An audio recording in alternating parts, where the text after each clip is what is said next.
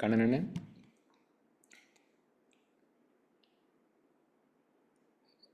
லைன்ல இருக்கு. Okay, start பண்ண. ஓ வா. ஓகே.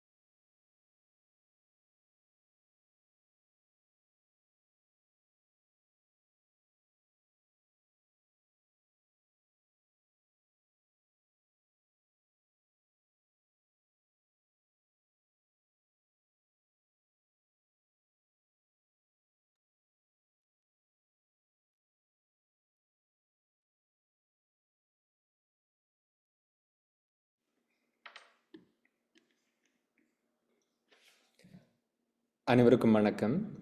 இது யாழ்ப்பாண பல்கலைக்கழக மாணவர் ஒன்றியத்தினுடைய ஒருங்கிணைப்பில் தமிழின படுகொலை நிகழ்நிலை கருத்து பகிர்வு தொடரினுடைய 2வது தொடரிலே என்று சந்தித்து கொண்டிருக்கிறோம்.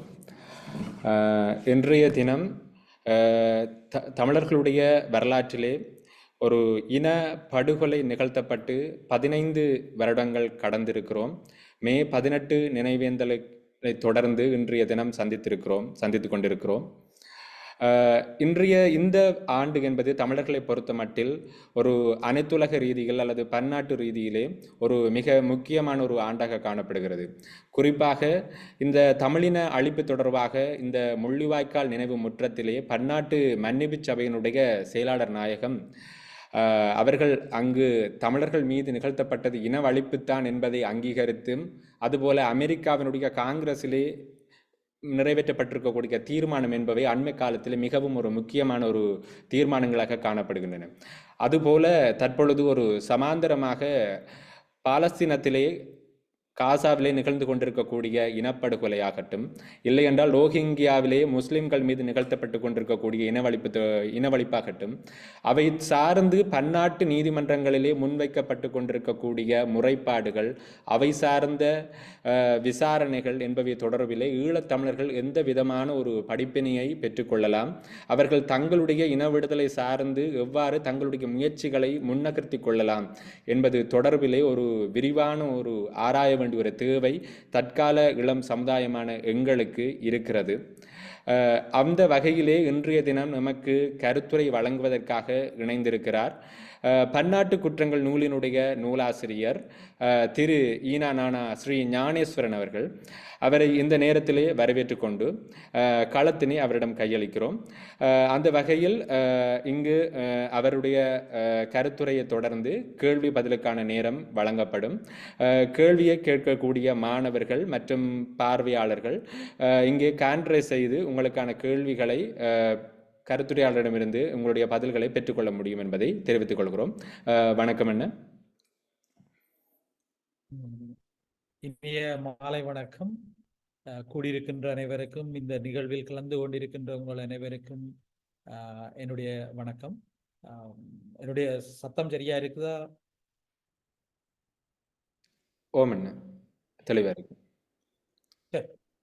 ஆகவே நாங்கள் இந்த சந்தர்ப்பத்தில் இன்றைக்கு நாங்கள் இந்த நிகழ்நிலை கலந்துரையாடலை ஆரம்பிக்கும் போது பொதுவாக உத்தியோகபூர்வமாக எங்களுடைய அகவணக்கத்தை செலுத்தி ஒரு நிமிட அகவணக்கத்தை செலுத்திய பின் எங்களுடைய நிலை கலந்துரையாடலை ஆரம்பிக்கலாம் என்று நினைக்கின்றேன். ஆகவே உங்கள் அனைவரையும் ஒரு நிமிட நேரம் அகவணக்கத்தை செலுத்த வருமாறு அன்புடன் அழைக்கின்றேன்.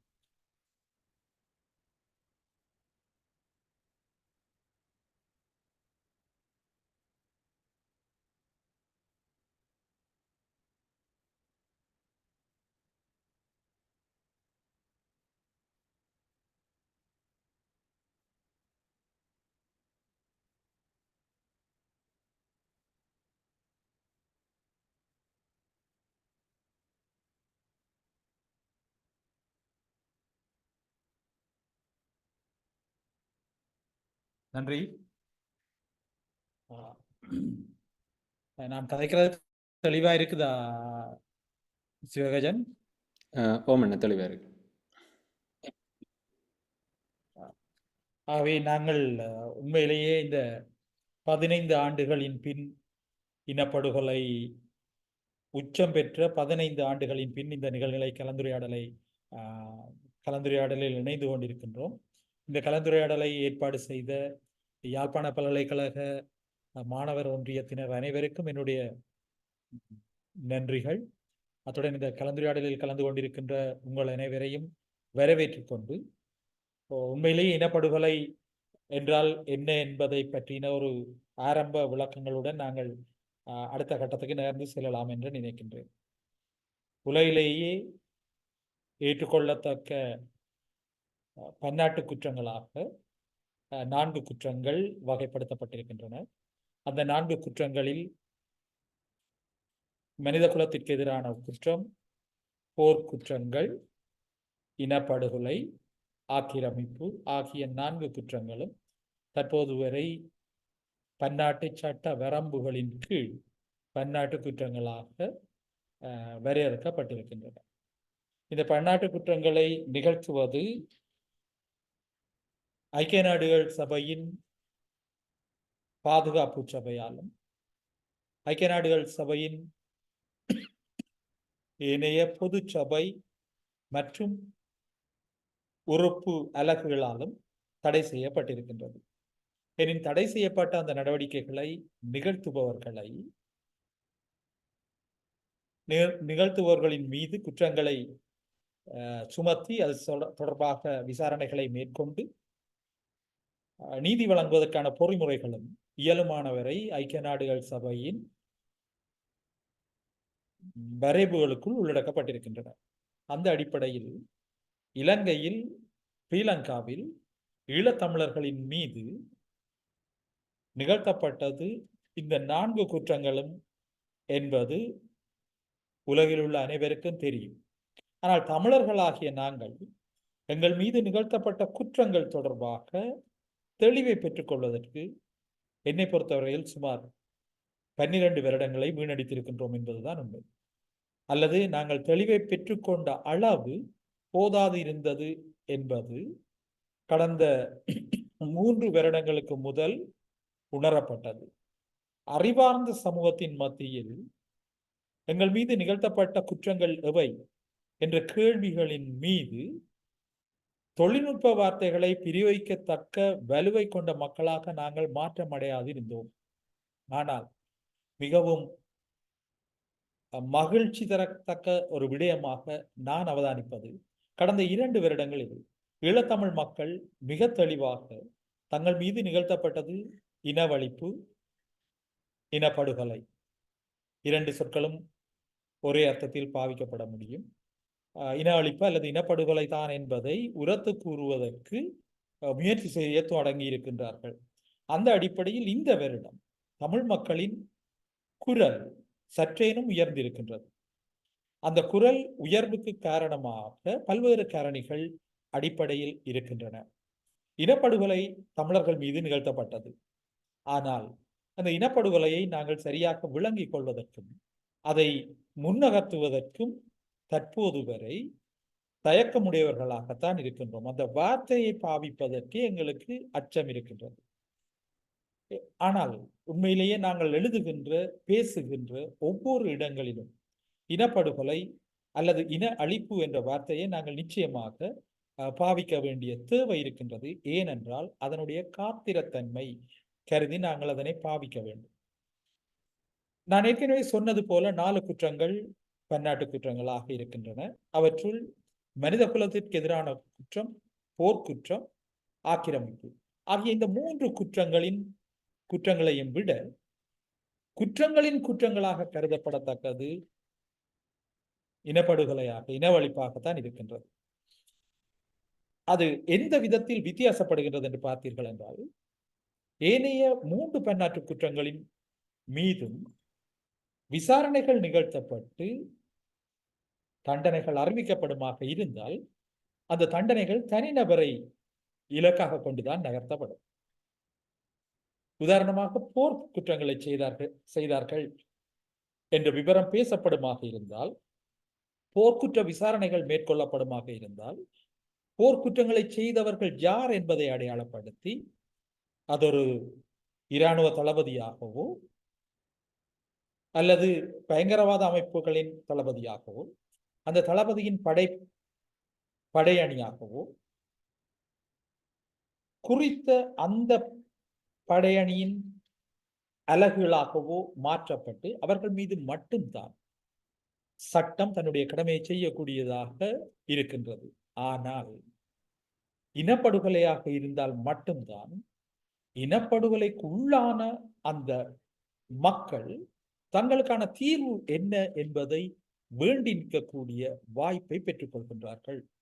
ஆகவே தான் இன்று வரைக்கும் எந்த ஒரு சட்ட ரீதியான ஆவணங்களிலும் அல்லது ஸ்ரீலங்கா அரசை கட்டுப்படுத்தக்கூடிய ஆவணங்கள் எதனிலும் இனப்படுகொலை என்ற வார்த்தை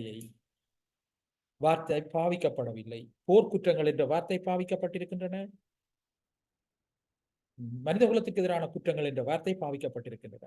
ஆனால் இனப்படுகொலை என்ற வார்த்தை இன்று வரை பாவிக்கப்படவில்லை. ஆகவே அந்த வார்த்தையை பாவிக்க செய்வதற்கான முதற்கட்ட நடவடிக்கையை நாங்கள் மேற்கொள்ள வேண்டும். எந்த மக்கள் இனப்படுகொலைக்குள்ளானார்களோ அந்த மக்கள் தங்களுக்கு நிகழ்ந்தது இனப்படுகொலை தான் என்பதை சொல்வதற்கு, குரலை எழுப்புவதற்கு எல்லா வகையிலும் பயிற்றப்பட்டவர்களாக இருக்க வேண்டும். அந்த பயிற்றப்பட்ட நடவடிக்கைக்காக உருவாக்கப்பட்டதுதான் பயிற்றப்படுவதற்காக உருவாக்கப்பட்டதுதான் பன்னாட்டு குற்றங்கள் என்ற என்னுடைய நூல். அந்த நூலில் என்னுடைய கருத்துக்கள் எவையும் இல்லை. அந்த நூல் பேசுகின்ற விடயங்கள் முழுவதும் சட்ட ரீதியான கருத்துக்கள் தான், மறுத்து சொல்ல முடியாத கருத்துக்கள். ஆகவே அந்த கருத்துக்களுடைய அடிப்படையில் எங்கள் மீது நிகழ்த்தப்பட்டது இனப்படுகொலை என்பதை நாங்கள் மிக தெளிவாக முன்னகர்த்தக்கூடிய ஒரு வாய்ப்பு இந்த காலப்பகுதியில் நிகழ்ந்து கொண்டிருக்கின்றது. அதே வேளையில் இங்கு இனப்படுகொலை தான் நடந்தது என்பதை 3 தீர்ப்பாயங்கள், 3 பன்னாட்டு தீர்ப்பாயங்கள் தங்களுடைய தீர்ப்பில் வெளிப்படுத்தி இருக்கின்றன. அவற்றுள் முதலாவது தீர்ப்பாயம் பிபிடி என்று சொல்றோம், பெர்மனன்ட் பீப்புள் ட்ரைபியூனல் என்று சொல்றது, நிரந்தர மக்கள் தீர்ப்பாயம். முதலாவது தீர்ப்பாயம் போர்க்குற்றங்கள் நிகழ்ந்தன, மனித குலத்திற்கு எதிரான குற்றங்கள் நிகழ்ந்தன என்பதை உறுதிப்படுத்தி இருக்க, இரண்டாவது தீர்ப்பாயம் இனப்படுகொலை தான் நடந்தது என்பதை உறுதிப்படுத்தி இருக்க, மூன்றாவது தீர்ப்பாயம் இனப்படுகொலையின் பின்னால் இயங்கிய சக்திகள், ஆதிக்க சக்திகள் எவை என்பதை வெளிப்படுத்தி இருக்கின்றன. இவை வெளிப்படுத்தி இருக்கின்ற இந்த சந்தர்ப்பத்தில் கூட அவை எந்த ஒரு பைண்டிங், அதாவது கட்டுப்படுத்தக்கூடிய வலுவை கொண்டவை அல்ல. அவை அடிப்படையில் ஒரு முயற்சி நடைபெறும் போது அந்த முயற்சிக்கு பின்புலமாக வலுவை சேர்க்கத்தக்கவையாக இருக்குமே தவிர அது அந்த 3 தீர்ப்பாயங்களின் தீர்ப்புகளும் எந்த ஒரு நாட்டையோ எந்த ஒரு நபரையோ கட்டுப்படுத்தும் வலு கொண்டவை அல்ல. ஆனால் அவற்றின் விசாரணைகள், அவை பெற்றுக்கொண்ட ஆவணங்கள், அவை வெளிப்படுத்தி இருக்கின்ற விடயங்கள் என்பவை மிக காத்திரமானவை. அந்த வகையில் அவை தமிழ் மக்களுக்கு மிக நம்பிக்கையை ஏற்படுத்தக்கூடிய ஒரு விடயமாக இருக்கின்றது.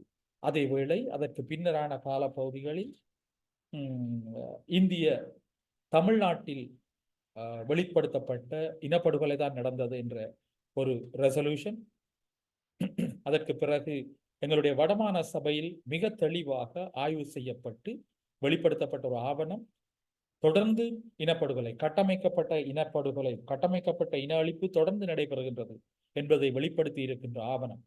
இந்த ஆவணங்களின் தொகுதிகளில் நிறைவாக வந்திருக்கின்றது, மிக அண்மையில் வந்திருக்கின்றது அமெரிக்க காங்கிரஸின் தீர்மானம்.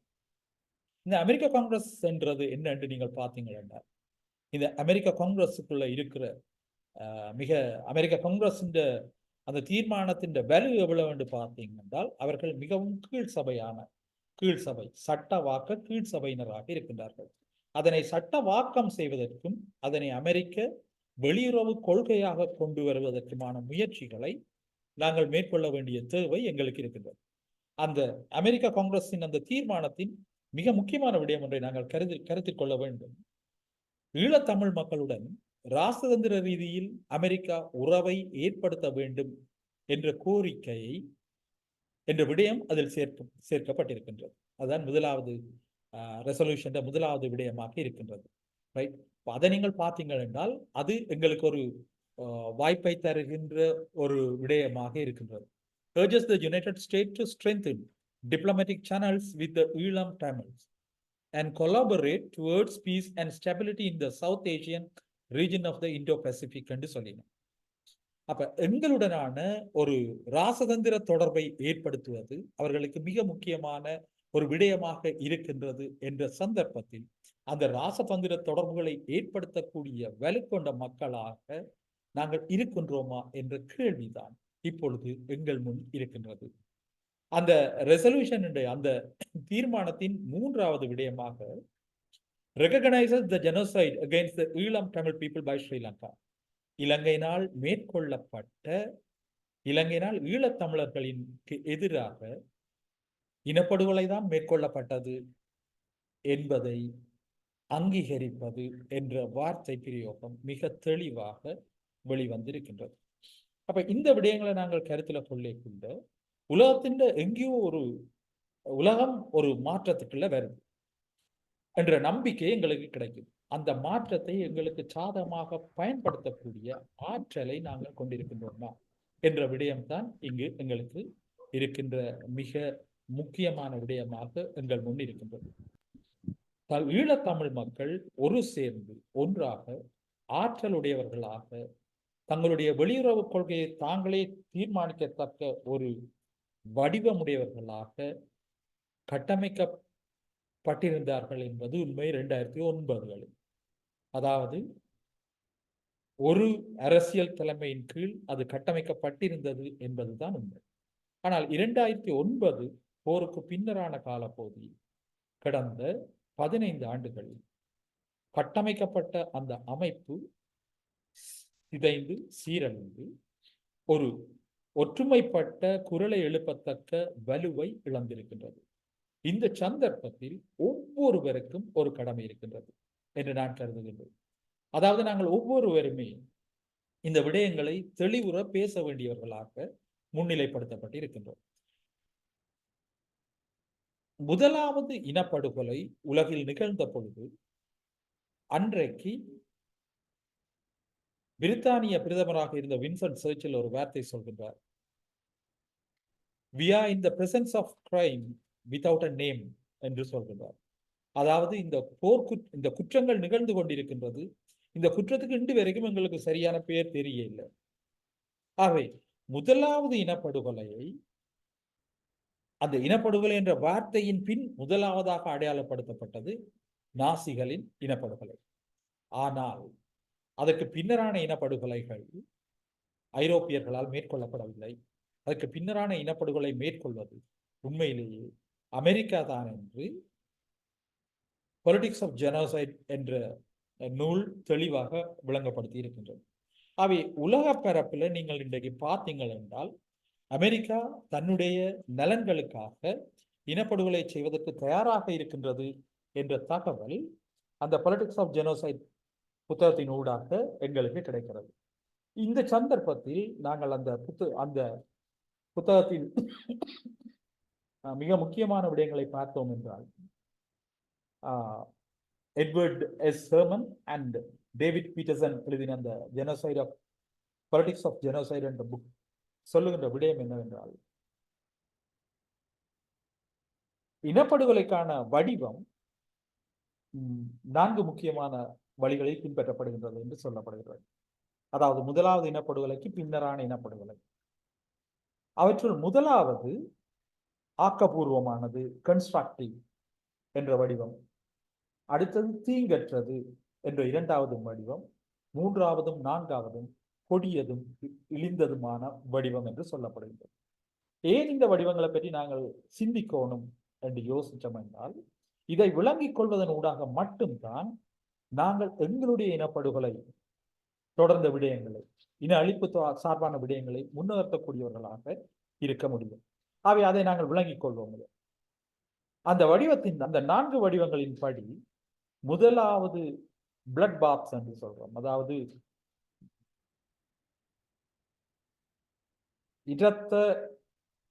இரத்த வலி என்று சொல்றோம். பிளட் பாத்ஸ் என்று சொல்றோம். நான் நேரடியாக டிரான்ஸ்லேட் பண்றேன். உண்மையிலேயே இன்னும் அதுக்கு சரியான தமிழ் மொழிபெயர்ப்பு, மிக சிறப்பான மொழிபெயர்ப்பை கண்டுபிடிக்கலாம். ஆகவே அமெரிக்கா முன்னெடுக்கின்ற இந்த இரத்த வலிகள்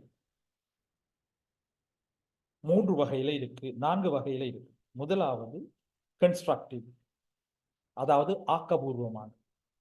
ஆக்கபூர்வமான இரத்த வலி என்றால் எதென்று பார்த்தீங்கன்னா, எதையெல்லாம் அமெரிக்கா தானோ தன்னுடைய படையணியோ முன்னெடுக்கின்றதோ அவை யாவும் ஆக்கபூர்வமானவை.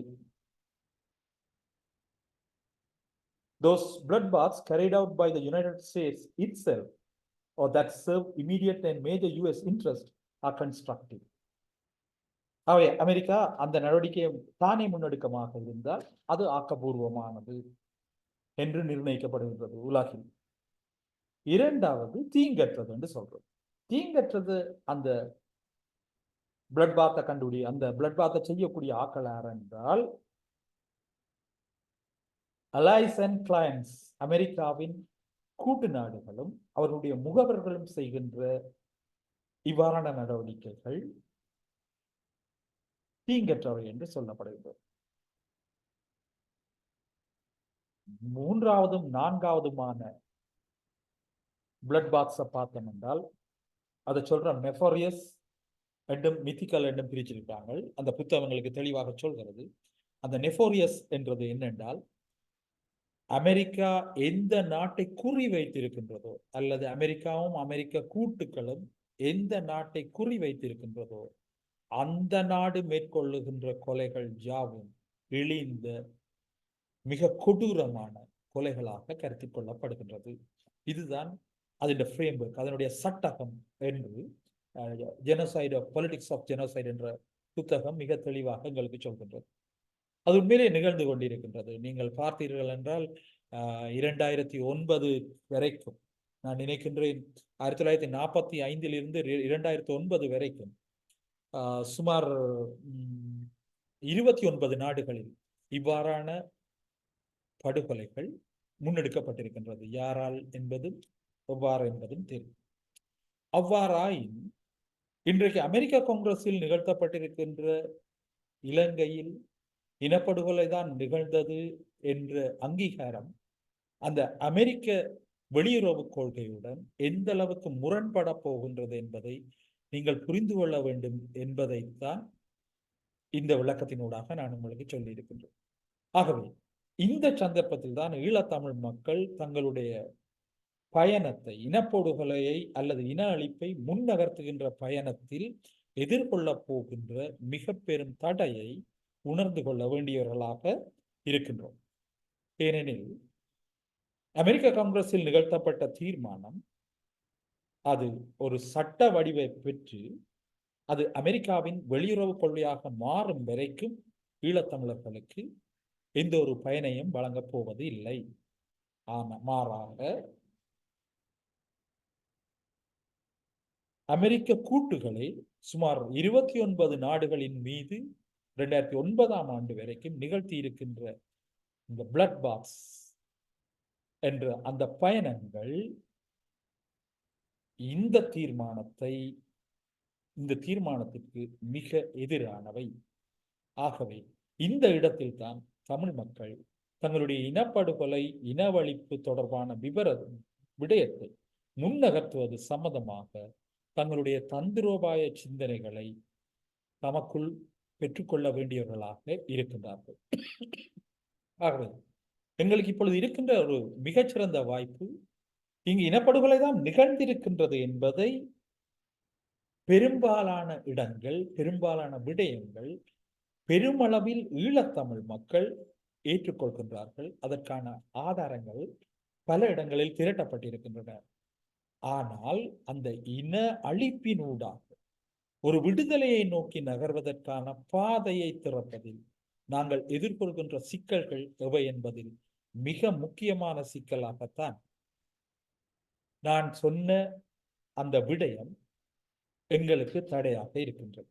அப்ப அதையும் தாண்டி நாங்கள் எப்படி போறது என்றால் எங்களுடைய வரலாற்றை நாங்கள் மிகச்சரியாக கற்றுக்கொள்ள வேண்டும். ஏனென்றால் எங்களுடைய தலைவர் வரலாற்றை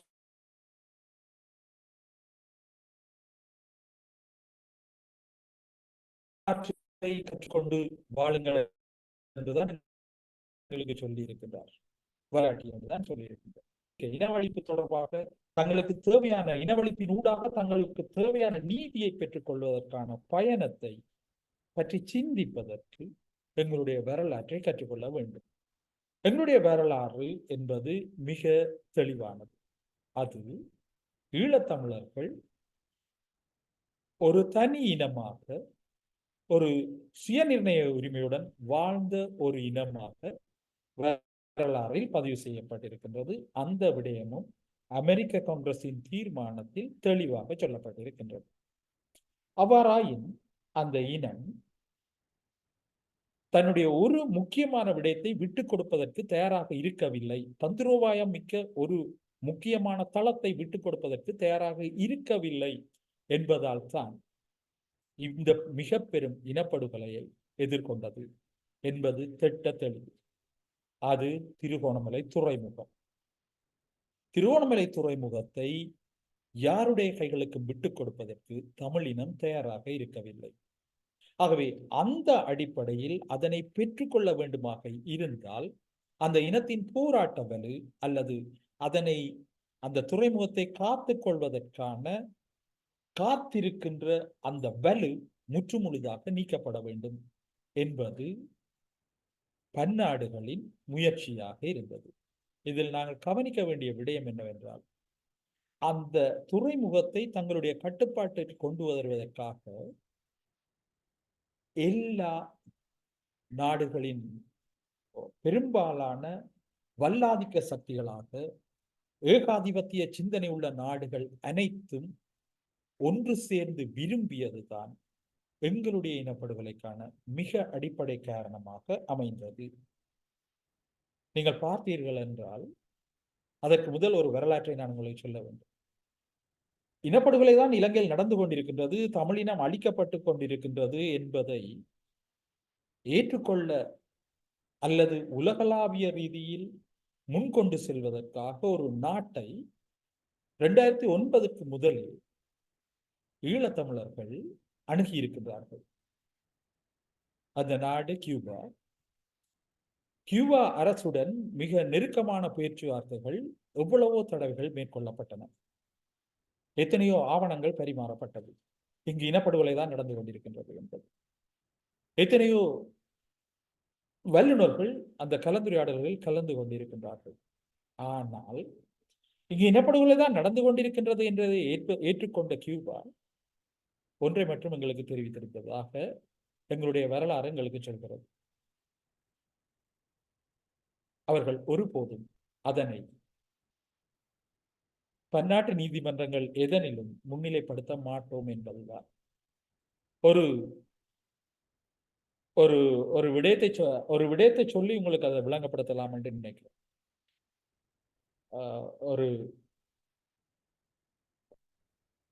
ஒரு சிரிப்புக்காக, ஒரு ஜோக்குக்காக ஒரு கேள்வி ஒன்று எழுப்பினார்கள்.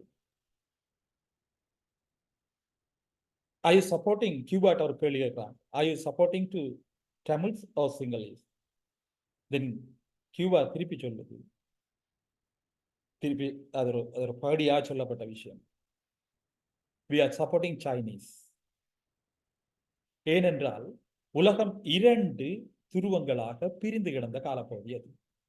ஆகவே அந்த துருவ பிரச்சனைக்குள் தமிழர்களுடைய பிரச்சனை மாட்டுப்பட்டு சிக்கப்பட்டிருந்தது தான் எங்களுடைய விடயம் முன்கொண்டு செல்லப்பட முடியாத ஒரு தடையாக மாறின விடயமாக இருந்தது. இது ஏன் நான் சொல்கின்றேன் என்றால், இன்றைக்கு காசாவில் நடந்து கொண்டிருக்கும் இனப்படுகொலைக்காக தென்னாப்பிரிக்காவின் தலைமையில் சுமார் இப்பொழுது 9 நாடுகள் ஒன்றாகி பன்னாட்டு நீதிமன்றங்களில்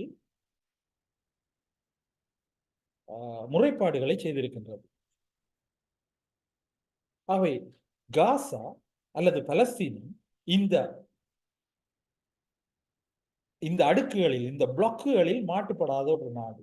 ஆகவே அந்த நாட்டுக்காக, அந்த தேசத்திற்காக, அந்த தேசத்தில் இனப்படுகொலை தான் நிகழ்கின்றது என்பதற்காக எந்த ஒரு நாடும் முன்னேறக்கூடிய வாய்ப்பை கொண்டிருக்கின்றது. அவ்வாறுதான் ரோஹிங்கியா முஸ்லிம்கள் மீது நிகழ்த்தப்பட்ட இனப்படுகொலையும் உடனடியாக பன்னாட்டு நீதிமன்றங்களான பன்னாட்டு குற்றவியல் நீதிமன்றம் ICCக்கும் பன்னாட்டு நீதிக்கான நீதிமன்றம் ICJக்கும் முன்னிலைப்படுத்தப்படுகிறது.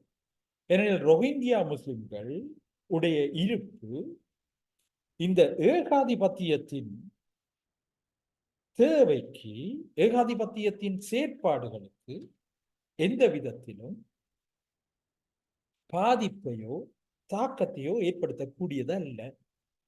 ஆனால் ஈழத்தமிழர்கள் மீதான இனப்படுகொலை என்பது, அதனை முன்னிலைப்படுத்துவது என்பது ஏகாதிபத்தியத்தின் மிக முக்கியமான தேவையான திருகோணமலை துறைமுகத்தை அவருடைய கையில் இருந்து எடுத்துவிடும் என்பதால்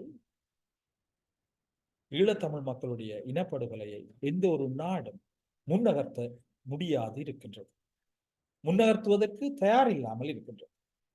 இந்த சந்தர்ப்பத்தில் தான் தமிழ் மக்கள் தாங்கள் எவ்வாறு தங்களுடைய இனப்படுகொலையை பன்னாட்டு நீதிமன்றத்தின் நோக்கி முன்னகர்த்த வேண்டும் என்ற கேள்வி, என்ற தேவையை சிந்திக்க வேண்டியவர்களாக இருக்கின்றோம்.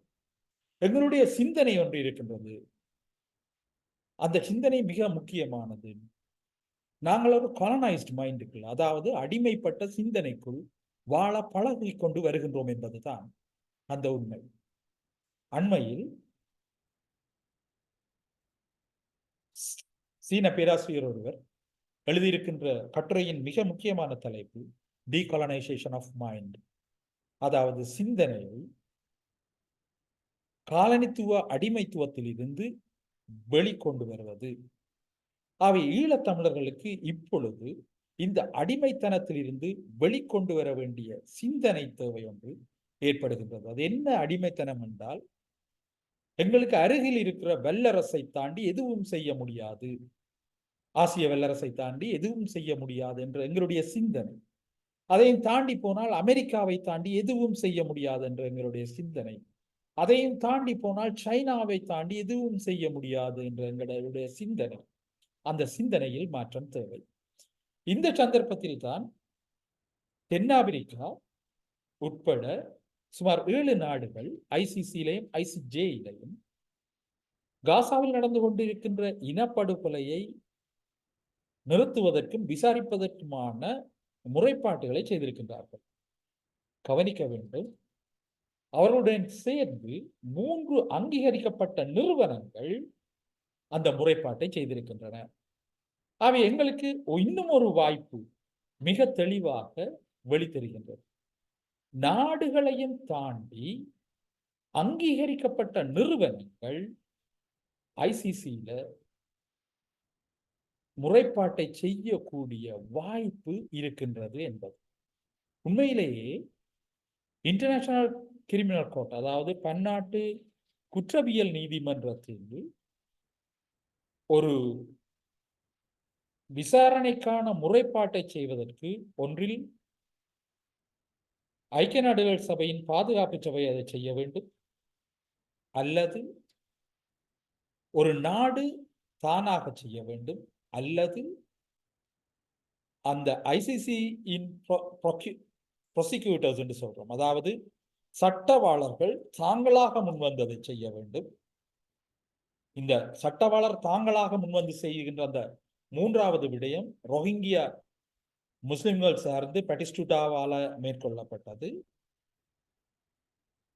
நான்காவது, அங்கீகரிக்கப்பட்ட நிறுவனங்கள் அதை செய்ய வேண்டும். ஆகவே இந்த பலஸ்தீன இனப்படுகொலை, இனவழிப்பை நிறுத்துவதற்கான முறைப்பாட்டை 3 நிறுவனங்கள், அங்கீகரிக்கப்பட்ட நிறுவனங்கள் மேற்கொண்டிருக்கின்றன. ஆகவே இந்த சந்தர்ப்பத்தில் நாடுகளையும் தாண்டி நிறுவனங்களினூடாக நாங்கள் ஈழத்தமிழின இனப்படுகொலை தொடர்பான விசாரணைகளை மேற்கொள்வதற்கு வாய்ப்பு இருக்கின்றதா என்பதை பற்றி சிந்திக்க வேண்டிய ஒரு அருமையான காலப்பகுதி எங்கள் முன் திறந்திருக்கின்றது. அந்த சந்தர்ப்பத்தில் தான் இந்த விடயத்தை நாங்கள் முள்ளிவாய்க்கால் முற்றத்தில் மன்னிப்பு சபையின் செயலாளர் மேற்கொண்ட தன்னுடைய கருத்தையும் அறிக்கையையும் நமக்கு சாதகமாக பயன்படுத்தக்கூடிய வாய்ப்பை பெற்றிருக்கின்றோம். ஆகவே எங்களுடைய டிப்ளமேட்டிக், அதாவது இராசதந்திர நகர்வானது அங்கீகரிக்கப்பட்ட சர்வதேச மன்னிப்பு சபை, பன்னாட்டு மன்னிப்பு சபையின் செயலாளரை நோக்கி செல்வதற்கு மிக இலகுவான ஒரு பாதை, ஒரு நிலை காணப்படுவதை அவர்களுடைய நடவடிக்கையே எங்களுக்கு தந்திருக்கின்றது. ஆகவே நாங்கள் அதை நோக்கி நகர்வதற்கான எங்களுடைய திட்டமிடல்களை மேற்கொள்ள வேண்டும். உண்மையிலேயே கடந்த 15 வருடங்களாக தமிழ் மக்களுடைய தலைமைகள், தமிழ் மக்களுடைய சிந்தனைகள் அல்லது அந்த சிந்தனைகளை ஒழுங்குபடுத்தி பெற்றுக்கொண்டு தமிழர்களை முன்னிலைப்படுத்துகின்ற அரசியல் தலைமைகள் இந்த முயற்சிகளை முன்னெடுக்கவில்லை என்பதுதான் நாங்கள் எதிர்கொண்டிருக்கின்ற மிகப்பெரிய பிரச்சனை. உலகத்திலே 195 நாடுகள் இருக்கின்றன.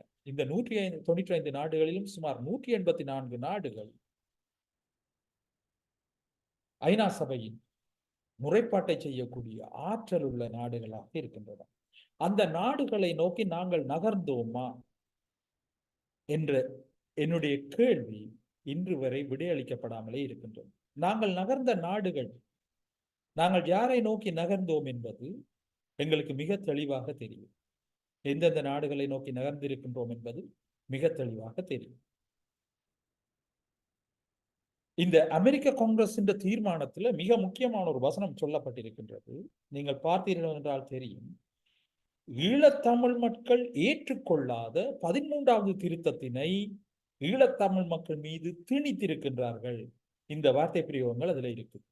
ஆனால் அந்த 13ஐ திணித்தவர்களைத்தான் நாங்கள் எங்களுடைய விடுதலைக்காக தேடி போகிறதுக்கு தயாராக இருக்கின்றோம். திருகோணமலையை தங்களுக்கு தேவை என்பதற்காக எங்களின் மீது இனப்படுகொலையை கட்டவிழ்த்து விட்டவர்களைத்தான் நாங்கள் எங்களுடைய தீர்வுக்காக தேடி போக விரும்புபவர்களாக இருக்கின்றோம். தேவையான அளவு ஆயுதங்களை வழங்கிய நாடுகளைத்தான் நாங்கள் எங்களுடைய இனப்படுகொலைக்கான தீர்வுக்காக தேடி போக தயாராக இருக்கின்றோம், தேடி போகிறோம். அதை தாண்டி டீகாலனைஸ்ட் மைண்டாக, அதாவது காலனித்துவத்தினால் அடக்கப்படுகின்ற சிந்தனைகளுக்கு அப்பாற்பட்ட சிந்தனையுடையவர்களாக நாங்கள் பயணிக்காதிருப்பது எங்களுக்கு இருக்கின்ற மிக பெரும் தடையாக இருக்கின்றது. இவற்றை முன்னகர்த்தும் பொழுது நாங்கள் சிந்திக்க வேண்டிய விடயங்கள் மிக தெளிவானவை. அதற்கான வாய்ப்புகள் எங்கெங்கே இருக்கு, அந்த வாய்ப்புகளை நோக்கி நாங்கள் முன்னகர்கின்றோமா? நாங்கள் என்றால் ஆர்? நாங்கள் ஆர் முன்னகர வேண்டும்? நீங்கள் அப்படி யோசிங்கள் என்றால் ஒவ்வொரு தனி மனிதனும் முன்னகரலாமா, அல்லது ஒரு கூட்டாக முன்னகரப் போகின்றோமா? இந்த 2 கேள்வியும் இந்த 15வது ஆண்டுகளோட முடிவில் எங்களுக்கு முன்னுக்கு நிற்குது. எங்கள் ஒவ்வொருத்தருக்கும் தெரியும், எங்களுடைய இனப்படுகொலை, எங்களுடைய இன அழிப்பு விவரம் முன்னகர்த்தப்படுவது இல்லை, முன்னகர்கின்றதே இல்லை. அப்ப இந்த இனப்படுகொலையை முன்னகர்த்துறது சம்பந்தமா இலங்கை அரசின் சிந்தனைகள் எப்படி இருக்குன்னு நாங்கள் பார்ப்போம். அதற்கு இலங்கை அரசின் மிக முக்கியமான ஒரு ராஜதந்திரியும், இலங்கையின் பெரும்பாலான மாவட்டங்கள்ல மாவட்ட செயலாளராக இருந்தவரும், கிழக்கு மாகாண சபையின் ஆளுநராக இருந்தவருமான ஆஸ்டின் பெர்னாண்டோ அவர்கள் 2021ஆம் ஆண்டு நவம்பர் மாதம் ஐலண்ட் பத்திரிகையில் எழுதிய கட்டுரைகள் மிக முக்கியமானவை. அவருடைய சிந்தனை எப்படி இருக்கின்றது என்றதை தெரிந்து கொள்வதற்கு எங்களுக்கு வாய்ப்பளித்த கட்டுரைகள் அவர். அதுல திருவாளர் ஆஸ்டின் பெர்னாண்டோ சொல்கிறார், அவர் ஒரு மிக மூத்த ராஜதந்திரி, மிகச் சிறந்த ராஜதந்திரி. அவர் சொல்றார், இலங்கை அரசானது ஏதாவது ஒரு சந்தர்ப்பத்தில் இலங்கையில் போர்க்குற்றங்கள் நிகழ்ந்தது என்பதை ஏற்றுக்கொள்ள வேண்டும். அது ஏற்றுக்கொள்ளப்படமாக இருந்தால் அதனுடைய விளைவு என்னவாக இருக்கும் என்றால், இலங்கையின் சில இராணுவ தளபதிகள், சில இராணுவ சிப்பாய்கள் மட்டுமே அதற்கு பலியாக வேண்டி வரும் என்றாலும், இலங்கை அதை ஏற்றுக்கொள்ளுமாக இருந்தால் அது தொடர்பான விசாரணைகள் ஆரம்பிக்கப்பட்டு அந்த விசாரணைகள் நீட்சி அடையும் பொழுது சில வேளைகளில் குற்றம் சாட்டப்பட்டவர்கள் தாங்களாகவே இயற்கை மரணத்தை அடைந்து விடுவார்கள். அத்துடன் இந்த நாட்டுக்காக உயிர் தியாகம் செய்வதற்கு சில தளபதிகளையும் சில படையினரையும் இராணுவம் வழங்குவதற்கு தயாராகத்தான் இருக்க வேண்டும். அதன் ஊடாக, அதாவது போர்க்குற்ற விசாரணை என்பதன் ஊடாக இன்று மெதுவாக மேலெழும்பி வருகின்ற இனவழிப்பு விசாரணை என்பது இல்லாமலாக்கப்பட்டுவிடும். பாருங்க, 2001ஆம் ஆண்டு 2021ஆம் ஆண்டு இந்த கட்டுரைகள் வெளியில வந்துட்டு, ஆகவே இந்த போக்கு அவர்களுக்கு விளங்குகிறது. அப்ப அந்த போக்க திசை திருப்புறதுக்கு என்ன செய்யணும் என்பதற்கு அவர்கள் தயாராகிவிட்டார். அதாவது இது இனப்படுகொலை விசாரணையாக வருமாக இருந்தால், அந்த உண்மைகள் வெளிப்படுத்தப்படுமாக இருந்தால், அது இயற்கையாகவே ஈழத்தமிழ் மக்களுக்கு வாய்ப்பாக மாறிவிடும். அவை அதற்கு தடையை ஏற்படுத்த வேண்டுமாக இருந்தால் அதற்கு முன்னரான 3 குற்றங்களில் ஏதாவது ஒன்று, குற்றங்களின் குற்றத்தை ஏற்றுக்கொள்ளாமல் ஏனைய 3 குற்றங்களான மானுட குலத்துக்கு எதிரான குற்றம், போர்க்குற்றம், ஆக்கிரமிப்பு, இந்த 3 குற்றங்களில் ஏதாவது ஒரு குற்றத்தை ஏற்றுக்கொண்டு அதற்காக சிலரை பலியிடுவதற்கு ஸ்ரீலங்கா தயாராக வேண்டும் என்ற முடிவு அவர்களிடையே பரவலாக தொடங்கிவிட்டது. ஆகவே இது அவர்களுடைய தந்திரோபாய திட்டமிடலின் ஒரு வடிவமாக நாங்கள் அவதானிக்க வேண்டியவர்களாக இருக்கின்றோம். இந்த தந்திரோபாய திட்டமிடலையும் தாண்டி எங்களுடைய திட்டமிடல் முன்னகர வேண்டுமாக இருந்தால் நாங்கள் குழுவாக, தனித்தனி நபர்கள்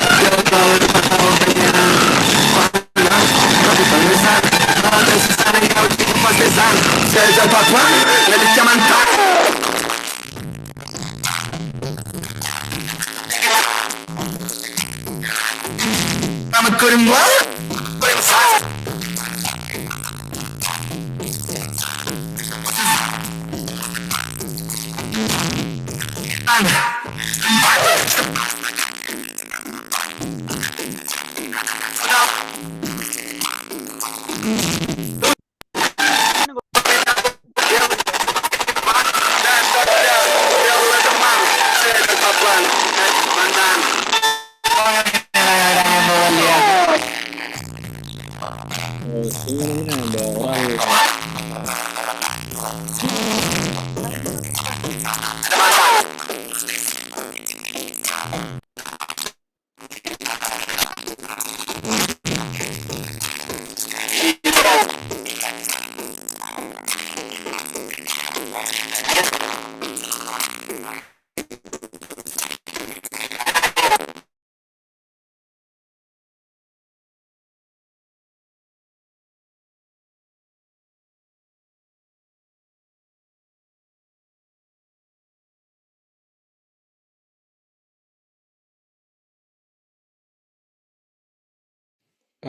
ஓகேண்ணா. இப்போ ஓகே.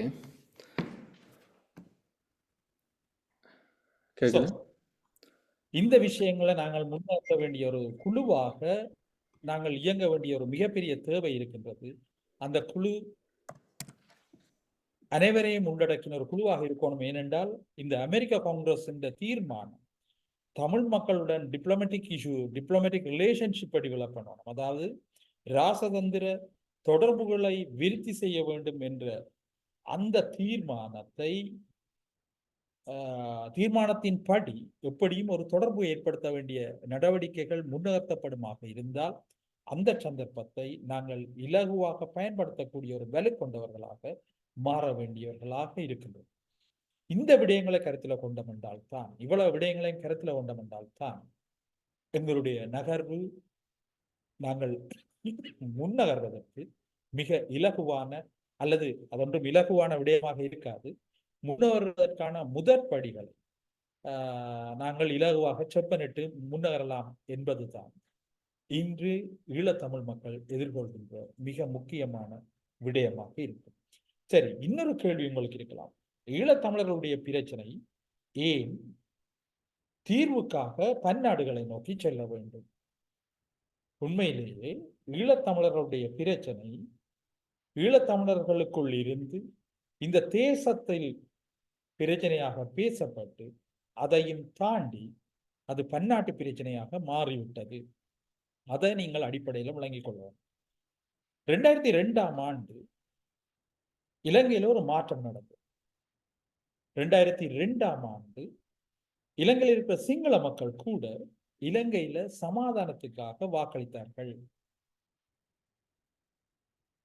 அந்த அடிப்படையில தான் அப்போதைய பிரதம மந்திரி ரணில் விக்ரமசிங்கே அவர்கள் தெரிவு செய்யப்பட்டிருந்தார். அவர்கள் கூட இலங்கையில சமாதானம் உருவாக்கப்பட வேண்டும் என்பதில் சிங்கள மக்கள் கூட தெளிவுடையவர்களாக இருந்தார்கள். அந்த சந்தர்ப்பத்தில் தான் விடுதலை புலிகளுக்கும் இலங்கை அரசாங்கத்துக்கும் இடையிலே ஒரு பொறிமுறை உருவாக்கப்பட்டது. ஒரு மெமரண்டம் ஆஃப் அண்டர்ஸ்டாண்டிங் ஒன்று எட்டப்பட்டது. அப்ப ஈழத்தமிழ் மக்களும் பிரச்சனைப்படியினம், ஈழத்தமிழ் மக்கள் தங்களுடைய தனி உரிமைக்காக, சுயநிர்ணய உரிமைக்காக தங்களுடைய போரை செய்து கொண்டிருக்கின்றார்கள். அவர்களுடன் சமாதானமான கலந்துரையாடல்களை மேற்கொள்ள வேண்டும் என்ற அடிப்படையில் சிங்கள மக்களும் அதற்காக நான் சமாதானத்தை உருவாக்குவேன் என்று தன்னுடைய தேர்தல் விஞ்ஞாபனத்தின் பெரும் பகுதியை செலவழித்த ரணில் விக்ரமசிங்கவுக்கு சிங்கள மக்களும் வாய்ப்பு அளித்ததன் ஊடாக சிங்கள மக்களும் அந்த சமாதானத்தை விரும்புவர்களாக மாறிவிட்டார்கள். அப்ப இலங்கையில் இருக்கிற 2 இனமும் சமாதானத்துக்கு தயாராகிச்சு என்றால் அந்த சமாதானம் நிலைத்திருந்தால் அது வல்லாதிக்க சக்திகள், அதாவது ஏகாதிபத்தியத்துக்கு வேண்டிய விளைவை தராது என்பது தெரிய வந்துச்சு. தெரிய வந்த உடனே தான் அந்த உடன்பாட்டை இல்லாதொழிப்பதற்கான முழு நடவடிக்கைகளும் ஏகாதிபத்திய சக்திகளால் முன்னெடுக்கப்படுகிறது.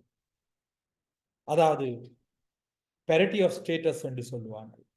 அதாவது அந்த உடன்பாட்டுக்காக 2 இலங்கை அரசாங்கமும் விடுதலை புலிகளும் சமதரப்பாக கருதப்பட்டு கொண்டிருந்த அந்த பேரிட்டி ஆஃப் ஸ்டேட்டஸ் முதலாவது குழப்பி விடுதலை புலிகள் ஒரு பயங்கரவாதிகள், அவர்கள் அரசுக்கு சமனாக இருந்து பேச்சுவார்த்தைகளை முன்னகர்த்த முடியாது என்ற நிலைப்பாட்டை எடுக்கிறோம். இதை சொல்றோம் நாங்கள் வாஷிங்டன் இன்சிடென்ட் என்று சொல்றோம். அந்த parity ஆஃப் ஸ்டேட்டஸ் இல்லாமல் செய்துவிட தான் அது போரை உருவாக்கும்.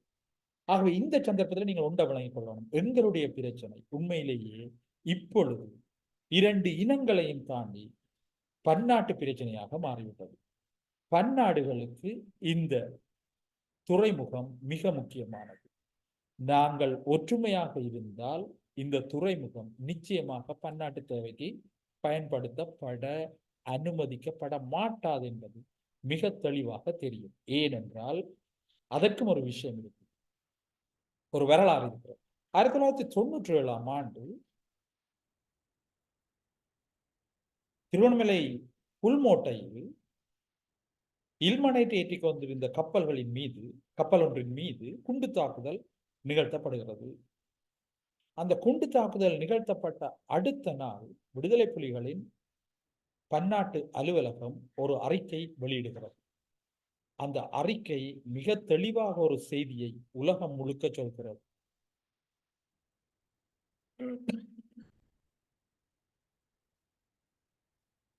அது ஒருபோதும் இலங்கையின் வளங்களை ஏனையவர்கள் கொள்ளையடிக்க, அதாவது இலங்கையின் வளம் இல்ல, தமிழ் தாயகத்தின் வளங்களை ஏனையவர்களை கொள்ளையடிக்க விடுதலை புலிகள் அனுமதிக்கப் போவதில்லை என்பதுதான். In a fax from its London office, the LTT justified its attack on MV Cordiality. MV Cordiality என்ற கப்பலின் மீது விடுதலை புலிகள் மேற்கொண்ட தாக்குதலை அவர்கள் நியாயப்படுத்தியது இவ்வாறுதான். The robbery of our natural resources by the relentless enemy cannot be permitted. ஆகவே இந்த செய்தி உலகம் முழுவதும் போகும் பொழுது அவர்கள் மிக தெளிவாக ஒரு செய்தியை எல்லாருக்கும் கொடுக்கிறார். எங்களுடைய நேச்சுரல் ரிசோர்சஸ், இயற்கை வளங்களை வேற யாரும் பாவிக்க முடியாது. திருவண்ணாமலை துறைமுகம் ஒரு இயற்கை வளம். ADB ரிப்போர்ட்ஸின் படி பார்த்தீங்கள் என்றால், ஆசிய அபிவிருத்தி வங்கியின் அறிக்கைகளின் படி பார்த்தீங்கள் என்றால், ஷெல்டரிங் ஹார்பர் என்று சொல்றாங்க. அதாவது கப்பல்களையும் நீர்மூழ்கிகளையும் கொண்டு நிறுத்தி வைக்கக்கூடிய ஒரு மிக பெரும் இயற்கை துறைமுகமாக ஆசியாவில் இருக்கின்ற மிகச்சிறந்த துறைமுகம் என்று ADB லேட்டஸ்ட் ரிப்போர்ட் சொல்லுது. அதற்கு முதல் கணக்கு அறிக்கைகள் இருக்கு, நாங்கள் லேட்டஸ்டா பார்ப்போம். அப்ப அந்த துறைமுகத்தை எந்த காலத்திலையும் பாவிக்க முடியாது விடுதலை புலிகள் உயிரோடு இருந்தால், விடுதலை புலிகள் வலுவோடு இருந்தால். ஏனெனில் அந்த செய்தி தான் 1997ஆம் ஆண்டே கொடுப்பது. ஆகவே அந்த parity ஆஃப் ஸ்டேட்டஸ், அதாவது 2002ஆம் ஆண்டு எட்டப்பட்ட இலங்கை அரசும் விடுதலை புலிகளும் ஒரே வலுவுள்ளவர்களாக சமதரப்பினராக கலந்து கொண்டு உரையாடி கொண்டிருந்த அந்த சமாதான முன்னெடுப்பு நிலையாக தொடருமாக இருந்தால் எந்த காலத்திலையும் திருவண்ணாமலை துறைமுகத்தை பாவிக்க முடியாது. ஆகவே திருவண்ணாமலை துறைமுகத்தை பாவிக்க முடியாது என்றால், அதை பாவிக்கக்கூடியதான வலுவுக்கு கொண்டு வர வேண்டும் என்றால் அந்த சமதரப்பு வலுவை இல்லாமல் செய்ய வேண்டும். அந்த அடிப்படையில் எங்களுடைய சமாதானம் குழப்பப்படுகின்றது. அதாவது போரிடுகின்ற 2 தரப்புகளும் சமாதானத்தை விரும்பிய சந்தர்ப்பத்திலும் கூட சமாதானத்தை குழப்பக்கூடிய வலுவை பன்னாடுகள், வல்லாதிக்க சக்திகள், ஏகாதிபத்தியங்கள் கொண்டிருந்தன. ஆகவே ஏகாதிபத்தியங்களால் குழப்பப்பட்டு இன்றைக்கு இனப்படுகொலைக்குள்ளாயிருக்கின்ற இந்த இனம் ஏகாதிபத்தியங்களின் மீதுதான் விடுதலையை வேண்டி அல்லது தங்களுடைய பிரச்சனையை தீர்ப்பதற்காக வேண்டி முறையிட வேண்டிய அல்லது முன்னகர வேண்டிய அல்லது அவர்களையும் தாண்டி தந்திரோபாய ரீதியில் தங்களுடைய முயற்சியை முன்னெடுக்க வேண்டிய தேவை எங்களுக்கு இருக்கின்றது. இலங்கை அரசுக்குள் அல்லது இந்த யுனைடரி ஸ்டேட் என்று சொல்றோம், அதை சொல்றோம் ஒன்றித்த அரசுக்குள், ஒற்றை ஆட்சிக்குள் ஒருபோதும் தீர்வை தேடி நாங்கள் அலையவே முடியாது. ஆகவே இந்த விடயங்களை கருத்தில் கொள்வதன் ஊடாக மட்டும்தான் இனவழிப்பு அல்லது இனப்படுகொலை என்ற ஈழத்தமிழ் மக்கள் மீது நிகழ்த்தப்பட்ட பெருங்கொடுமைக்கு ஒரு தீர்வாக தமிழின விடுதலை நோக்கி நகர முடியும் என்பது இன்றைய கலந்துரையாடலின் முக்கிய கருத்தாக அமைகின்றது. நன்றி.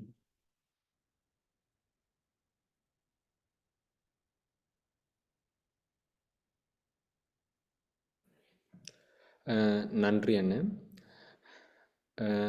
இந்த தற்பொழுது இவ்வளவு நேரமும் நடைபெற்ற இந்த கலந்துரையாடல் தொடர்பில் இப்போ கேள்விகள் கேட்கக்கூடிய விரும்புகிறவர்கள் கேள்விகளுக்கான நேரம் இது. ஹேண்ட் ரைஸ் பண்ணலாம்.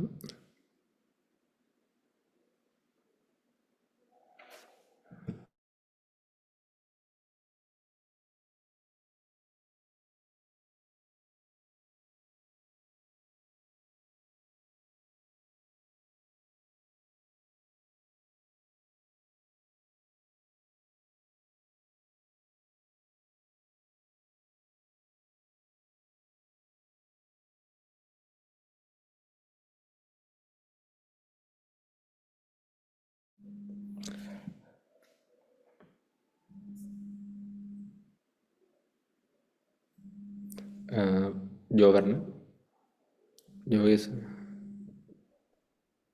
சார். வணக்கம் சார். வணக்கம். நான் ஜோவர்ணன். என்னடா சார், இப்ப சர்வதேச நிறுவனங்கள் ஐக்கிய நாடுகள் சபையா இருந்தானே, ஐசிசியா இருந்தானே, அது ஒரு தோல்வி அடைஞ்ச நிலையில தான் இருக்கலாம். இப்ப இந்த இஸ்ரேல் காசா போற பார்த்தா சொல்லலாம் சார். ஏனண்டா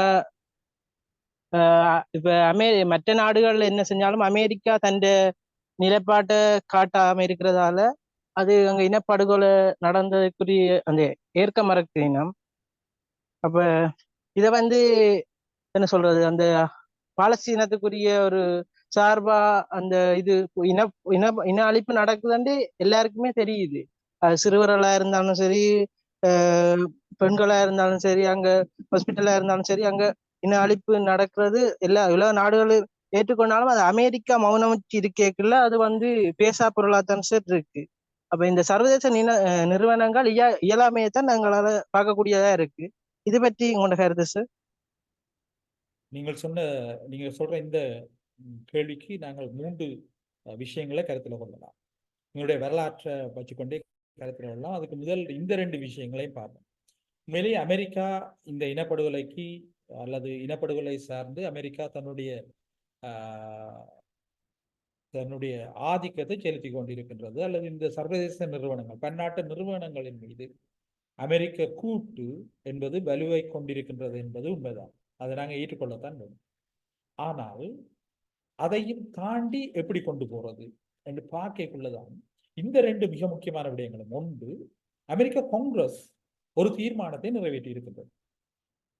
அமெரிக்காவுக்குள்ளேயே இருக்கிற அமெரிக்க கீழ் சபை சட்டவாக்கத்தை மேற்கொள்ளக்கூடிய அல்லது சட்டவாக்க முன்முயற்சிகளை செய்யக்கூடிய அல்லது முன்னகர்த்தக்கூடிய சட்டவாக்கங்களுக்காக முன்னகர்த்தக்கூடிய ஒரு விடயமாக இருக்கின்ற இந்த அமெரிக்க காங்கிரஸ் இந்த விஷயத்தை செய்திருக்கு, இந்த விடயத்தை கொண்டு வந்திருக்கு.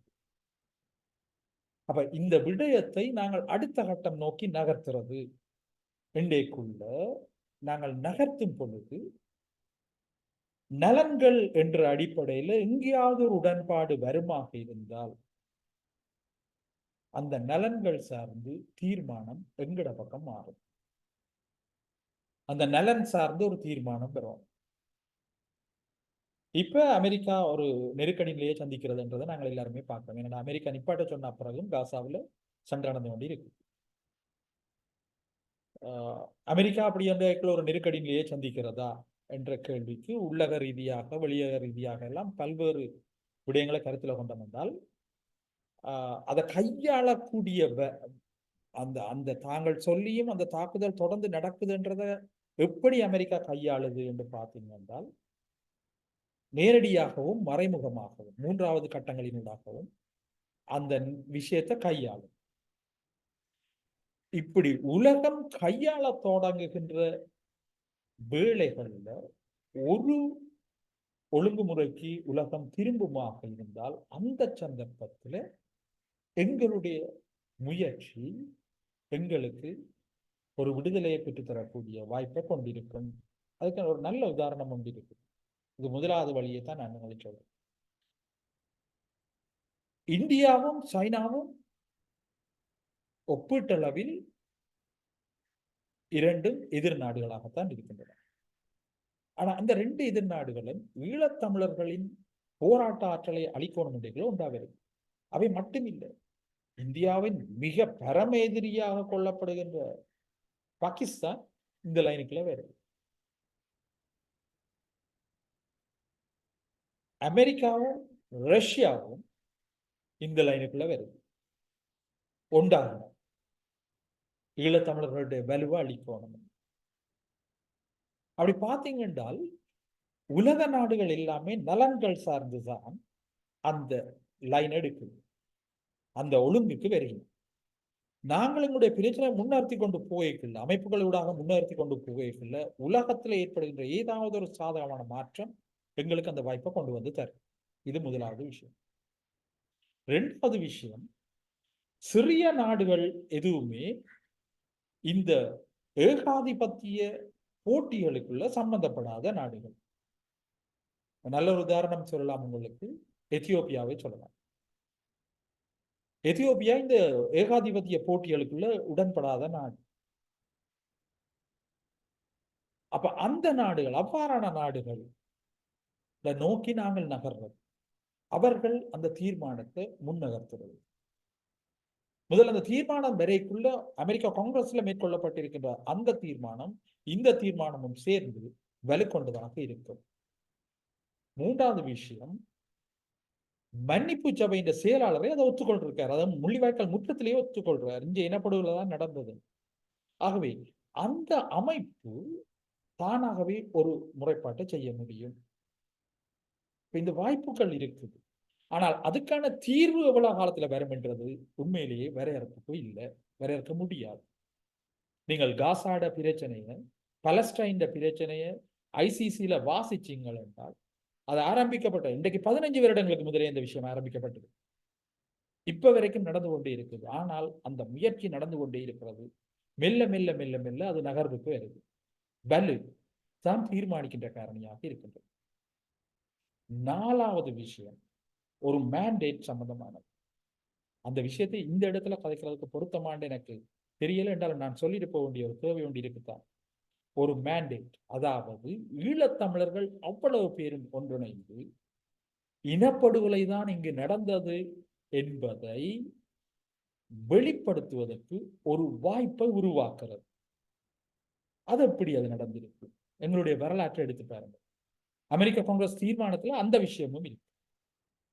அமெரிக்க காங்கிரஸ் தீர்மானத்துல ஒரு இடத்துல சொல்றாங்க, தமிழர்கள் தங்களுடைய சுயநிர்ணய உரிமையை உறுதிப்படுத்துவதற்காக ஒரு ஜனாதிபதி தேர்தலை தமக்காக பாவித்திருக்கின்றார்கள். இந்த விடயம் அமெரிக்க காங்கிரஸ் தேர்தல், அமெரிக்க காங்கிரஸ் ரெசல்யூஷன்ல இருக்கு. நான் அதை உங்களுக்கு வாசிச்சு காட்டலாம்னு நினைக்கிறேன்.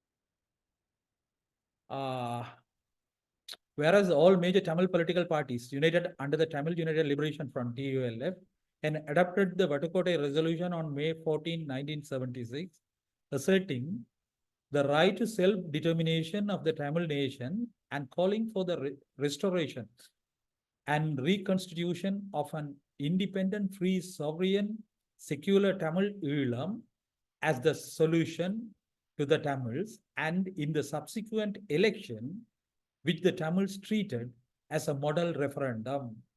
இந்த விவரம் அதுல இருக்குது. ரைட்? ஒரு தேர்தலை தமிழ் மக்கள் அந்த ரெஃபரண்டமாக பாவிச்சிருக்கிறார். அந்த தேர்தல் ஒரு நாடாளுமன்ற தேர்தலாக இருக்கிற சந்தர்ப்பத்தில் அந்த விஷயத்தை முன் வச்சிருக்கணும். ஆக இந்த சந்தர்ப்பத்திலையும் இனப்படுகொலை நடந்தது, இனப்படுகொலை ஏற்றுக்கொள்ளப்பட்டிருக்கின்றது, இனப்படுகொலை சம்பந்தமான ஏற்றுக்கொள்ளுதல்கள் தொடர்ந்து நடந்து கொண்டிருக்கின்றது. இந்த சந்தர்ப்பத்தில் தமிழ் மக்களை நோக்கி ஒரு தேர்தல் வருகின்றது. அந்த தேர்தலை நாங்கள் ஒரு ரெஃபரண்டமா பாவிச்சு விடலாம். அவை எங்களுக்கு இந்த 4 வாய்ப்புகளும் இருக்கு. இந்த 4 வாய்ப்புகளால மூவ் பண்ணுவோம், முன்னுக்கு போவோம். அது எப்ப நடக்கும் என்றது அது உலக நாடுகள்ல ஒழுங்குகள்ல ஏற்படுகின்ற மாற்றத்தின் ஊடாகவும் தமிழ் மக்கள் வலுப்பெறுவதன் ஊடாகவும் மட்டும்தான் அது நிகழும்.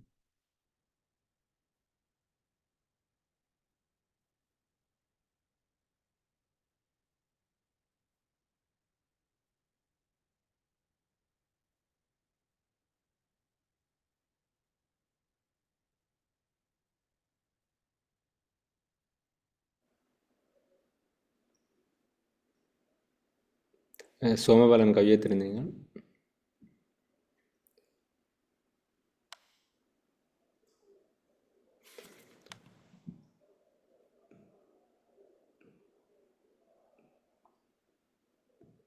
சோமபாலன் வணக்கம் கண்ணன் அண்ணா. நான் வணக்கம். இந்த கேள்வி 2 கேள்வி இருக்கு. அது 2ம் ரெலவெண்டா இருக்கும்னு நம்புறேன். ஒன்று இந்த ஒரு உச்சபட்ச ஒரு ஜஸ்டிஸை நாங்கள் பெறுறதுக்கு இன்றைக்கு இருக்கிற ஸ்ட்ரக்சர்ல இன்டர்நேஷனல் கிரிமினல் கோட் தான் பெஸ்ட் நான் திங்க் பண்றேன். அப்படி இருக்கேக்க அந்த இன்டர்நேஷனல் கிரிமினல் கோட்ல நாங்கள் ஒரு ஒரு war கிரைமோ இல்லாட்டி ஒரு ஜெனோசைட்டை ஒரு ஒரு வழக்காக மாத்துறதுக்கு 3 ways இருக்கு. ஒன்று செக்யூரிட்டி கவுன்சிலின் ஊடாக போறது, இல்லாட்டி ரோம்ஸ் சாசனத்துல கையெழுத்திட்டு இருக்கிறது, இல்லாட்டி பொதுச்சபையின் ஊடாக போறது, இல்லாட்டி இந்த 3 வழி இருக்கு. இப்படி இருக்கேக்க இப்ப இலங்கை ரோம் சாசனத்துல கையெழுத்திடாத நாடு. ஆனா இப்ப இலங்கையில இந்த யுத்தம் நடைபெற்ற அந்த யுத்தத்தின் விளைவாக ஐரோப்பிய தேசங்கள்லயும் லத்தீன் அமெரிக்க தேசங்கள்ல ஏராளமான தேசங்கள்ல ஈழத்தமிழர்கள் குழுமி இருக்கேக்க ஏன் ஒரு வழக்கின ஒரு இப்ப இனப்படுகொலைக்கான சாட்சியங்கள் இவ்வளவு நிறைந்திருக்கேக்க ஏன் எங்களால் ஒரு வழக்கினை தொடர முடியாது இருக்கு? ஏன்னா இப்ப மியன்மார்ல இனப்படுகொலை நடக்க, ரோஹிங்கிய முஸ்லிம்களுக்கு எதிராக இனப்படுகொலை நடக்க மியன்மார் ஒரு ரோம் சாசனத்துல கையெழுத்தில விசாரிக்கப்பட்டது. இப்ப ஈழத்தமிழர்கள விவகாரம் ஏன் அதுல விவாதிக்கப்படலாம் இருக்கின்றது என்ன முதலாவது கேள்வி. 2வது, தமிழர்களை எங்களுக்கு அதிகமான பலமும் இல்லை, பொருளாதார பலமும் இல்லை. எங்களுடைய ஒரே ஒரு பலம் இந்த புவிசார் அரசியல் பலம் தான். அப்ப இந்த திருகோணமலைய மையப்படுத்திய ஒரு புவிசார் அரசியல் பலத்தை நாங்கள் கட்டமைக்கோணம்டா அதை எப்படி எங்கட பவராக, எங்கட வெல் பவராக நாங்கள் கட்டமைக்கோணுமா, எங்கட நேஷன் பவராக நாங்கள் கட்டமைக்கோணுமா இருந்தா அதுக்கான ஒரு ஒரு வே பாத்து இதா இருக்க மாட்டேன் நீங்கள் கருதுறீங்க? இதான் இந்த 2 கேள்வி. நன்றி சோமபாலன். 2 முக்கியமான கேள்விகள் கேட்டிருக்கீங்கள். முதலாவது விஷயம், நீங்கள் சொன்னது ஐசிசியில வழக்கு தொடர்றதுக்கு 3 வழிகள்லாம் இருக்குண்டு. உண்மையிலே ஐசிசியில வழக்கு தொடர்றதுக்கு இன்னும் வழிகள் இருக்கிறது. உதாரணமா செக்யூரிட்டி கவுன்சில் சேனல் பண்றது உண்டு. அடுத்தது ஜெனரல் அசம்பிளி, அதாவது பொதுச்சபை. உண்மையிலே பொதுச்சபை செக்யூரிட்டி கவுன்சிலுக்கு ரெஃபர் பண்ணினா பிறகு செக்யூரிட்டி கவுன்சில் தான் அதை செய்யலாம். இது முதலாவது விஷயம். 2வது விஷயம், இன்னொரு விஷயம் இருக்குது என்னென்றால், ஏதாவது ஒரு நாடு கையெழுத்து வைக்க வேண்டிய எந்த ஒரு அவசியமும் இல்லை. ஏதாவது ஒரு நாடு ஒரு வழக்கை கொண்டே தாக்கல் செய்யலாம். அதாவது ஐக்கிய நாடுகள் சபையில உறுப்புரிமை பெற்றிருக்கின்ற எந்த ஒரு நாடும் கொண்டே ஒரு வழக்கை தாக்கல் செய்யலாம். எங்க வழக்கை தாக்கல் செய்யலாம் என்றால் ஐசிஜேயில தான் கொண்டே செய்யலாம். இன்டர்நேஷனல் கோர்ட் ஃபார் ஜஸ்டிஸ்ல தான் கொண்டே வழக்கு தாக்கல் செய்யலாம். அதாவது ஒரு நாடு இன்னொரு நாட்டுக்கு எதிராக வழக்கு தாக்கல் செய்யறது. அதை நாங்கள் எப்படி விளங்கிக் கொள்ளலாம் என்றால், ரோஹிங்கியாவில் இனப்படுகொலை நடந்து கொண்டிருக்கீர்கள் 2 நாடுகள் 2 இடத்துல வழக்கு தாக்கல் செய்தது. ஒன்று பங்களாதேஷ் ஒரு வழக்கு தாக்கல் செய்தது. ஐசிசியில ஒன்றை வழக்கு தாக்கல் செய்து விட்டது என்னென்றால், பெருமளவு மக்கள் எங்களுடைய நாட்டுக்குள்ள அகதிகளா இடம்பெயர்றபடியால எங்களுக்கு சட்டம் ஒழுங்கு பிரச்சனையாக இருக்கு என்ற ஒரு வழக்கு தாக்கல் செய்து விட்டாங்க. ரோஹிங்கியா முஸ்லிம்களுக்காக எத்தனையோ கிலோமீட்டர், கிட்டத்தட்ட 3000 கிலோமீட்டருக்கு அங்கால இருக்கிற காம்பியா ஒரு மிகச்சிறிய நாடு போய் ஐசிஜேயில வழக்கு தாக்கல் செய்து விட்டது. நான் ஐக்கிய நாடுகள் சபையின் உறுப்பினராக இருக்கிறேன். இன்னும் ஒரு நாட்டிலே இப்படி நடந்து கொண்டு இருக்கு. ரெண்டு நாடுகள் வழக்கு தாக்கல் செய்தது. அதே நேரம் உலகத்துல முதலாக ஐசிசியின் ப்ராசிக்யூட்டர், அதாவது ஐசிசியின் சட்டவாளர் தானாகவே முன்வந்து வழக்கு தாக்கல் செய்தார். உலகத்தின முதல் தடவை என்று என்னுடைய வாசிப்புகள்ல நான் தெரிஞ்சு வந்தேன். முதல் உலகத்துல தானாகவே ஐசிசியின் ப்ராசிக்யூட்டரால் வந்து இந்த வழக்கை நீங்கள் எடுக்கணும் என்று முறைப்பாட்டை செய்த ஒரு சந்தர்ப்பமாக அமைந்தது. ஆகவே ஐசிசியிலேயோ ஐசிஜேயிலேயோ வழக்கு தாக்கல் செய்யறதுக்கு இன்னும் சில வழிகள் இருக்கின்றன. அதுக்குள்ள இருந்த முக்கியமான கேள்வி, ஏன் தமிழர்களால இதை செய்ய முடியல? இதுல இருக்கிற மிகப்பெரிய தடை, தமிழர்கள் ஒரு நாட்டவர்கள் அல்ல. தமிழர்களுக்கு இன்னும் ஏதாவது ஒரு நாடு உதவி செய்து ஆகும். அவை தமிழர்கள் அந்த நாடுகளை நோக்கி நகர வேண்டிய மிகப்பெரிய தேவை ஒன்று இருக்கு. எங்களுடைய வரலாற்றை பார்த்தீங்கன்னா ஒன்று தெளிவா இருக்கு உங்களுக்கு. தென்னாப்பிரிக்கா எங்களுடைய போராட்டம் நிகழ்ந்து கொண்டிருக்கும் போது அந்த போராட்டம் சார்ந்த ஒரு நாடாகத்தான் தென்னாப்பிரிக்கா இருந்தது. நாங்கள் வெளிப்படையாக சொன்னால், போராட்டம் முடிந்த காலப்பகுதிகளில், நிறைவு காலப்பகுதிகளில் தென்னாப்பிரிக்க ஜனாதிபதி ரமபோசா பல தடவை, சுமார் என்னுடைய கணிப்பின்படி 4 தடவைகள் அப்போதைய ஸ்ரீலங்காவின் ஜனாதிபதி ராஜபக்ஷவால் அழைக்கப்பட்டிருந்தார். செங்கல்பள வரவேற்பு வழங்கப்பட்டிருந்தது, கலந்துரையாடல்கள் நடந்தது. அதற்கு பிறகு தென்னாப்பிரிக்கா எங்களுடைய ஆதரவு தளத்தில் இருந்து விலகி போய்விட்டது. எங்க பிளவுறோம் என்றது இதுதான். நாங்கள் இன்னும் எத்தனை நாடுகளை நோக்கி போனோம் என்ற கேள்வி, நான் ஏற்கனவே உங்கள்கிட்ட சொன்னேன், நாங்கள் வேற நாடுகளுக்கு போறோம் இல்லை, தேடி போறோம் இல்லை, கேட்கிறோம் இல்லை, கதைக்கிறது. அவை அதுதான் எங்களுடைய பலவீனமாக இருக்கின்றது. ஸோ ஐசிசியில அல்லது ஐசிஜேல வழக்கு தாக்கல் செய்யணும் என்றால் தனிநபர்களால் செய்ய முடியாது. ஒரு நாடு வேணும் எங்களுக்கு, அல்லது ப்ரொசிக்யூட்டர் வேணும், அல்லது செக்யூரிட்டி கவுன்சில் ரெஃபர் பண்ணணும். இந்த 3ல ஏதாவது ஒன்றுதான் நடக்கும். 2வது கேள்வியை பார்த்தீங்கன்னா, திருவண்ணாமலையை மையப்படுத்தி ஏன் கட்டமைக்க முடியாமல் இருக்கின்றது? எங்களுடைய பலத்தை ஏன் கட்டமைக்க முடியாமல் இருக்கின்றது? உண்மையிலேயே நாங்கள் தேர்தலில் தேர்வு செய்து விட்டவர்கள் அல்லது எங்களுடைய தலைவர்களாக இருந்தவர்கள் ஒன்றாக கூடி வழி வரைபடத்தை எங்களுக்கு இப்போது வரை ஏற்படுத்தி இருக்கின்றார்களா? நாங்கள் எந்த வழியில பயணிக்க போறோம்? இவ்வளவு வாய்ப்புகள் இருக்கு. நாளாந்தம் வருகின்ற அரசியல் செயற்பாடுகளை மட்டும் முன்னெடுத்து கொண்டு போவதை மட்டும்தானே நாங்கள் செய்து கொண்டிருக்கிறோம். ஒரு பெருநம்பிக்கையோடு உருவாக்கப்பட்ட தமிழர்களுடைய ஒரு தன்னார்வ கட்டமைப்பு, தமிழ் மக்கள் பேரவை சீரழிந்து போனது. அப்படி ஒரு பேரவை ஒன்று உருவாக்கி அது நிரந்தரமாக இயங்கிக் கொண்டிருந்தால் எங்களுடைய வலு கட்டமைக்கப்பட்டிருக்கும், எங்களுடைய வழி வரைபடம் தெளிவாக இருந்திருக்கும். அந்த வழி வரைபடம் இல்லாதபடியால நாளாந்தம் நாங்கள் ரியாக்டிவ் பொலிட்டிக்ஸ்களை தான் போய் கொண்டிருக்கோம். ப்ரோஆக்டிவ் பொலிட்டிக்ஸ்களே இல்லை. ஈழத்தமிழர்களுக்கான முன்னவர்வு அரசியல்ல இல்லை. எங்கள் மீது எது திணைக்கப்படுகின்றதோ அதற்காக திருப்பி செயற்படுற செயற்பாடுகள்ல தான் இருக்கிறோம். முன்னகர்றமே இல்லை, முன்னோக்கி நாங்கள் திட்டமிடுறோம் இல்லை, ஒன்றாக இருந்து பேசுகிறோம் இல்லை. ஆகவே நாங்கள் எல்லாரும் ஒன்றாக இருந்து பேசக்கூடிய ஒரு வாய்ப்பு என்றைக்கு வருதோ அண்டமைக்கு தான் நாங்கள் கட்டமைக்கப்படுவோம். அதற்கான வாய்ப்புகள் மெல்ல மெல்ல உருவாக்கும் என்பதும் தான் உண்மையாக இருக்கும். அந்த நம்பிக்கை எனக்கு இருக்கு, உங்களுக்கும் அந்த நம்பிக்கை இருக்குமென்னு நினைக்கிறேன். சுமாலன், உங்களோட கேள்விக்கு பதில் சரியா இருக்கா? விளங்குதா?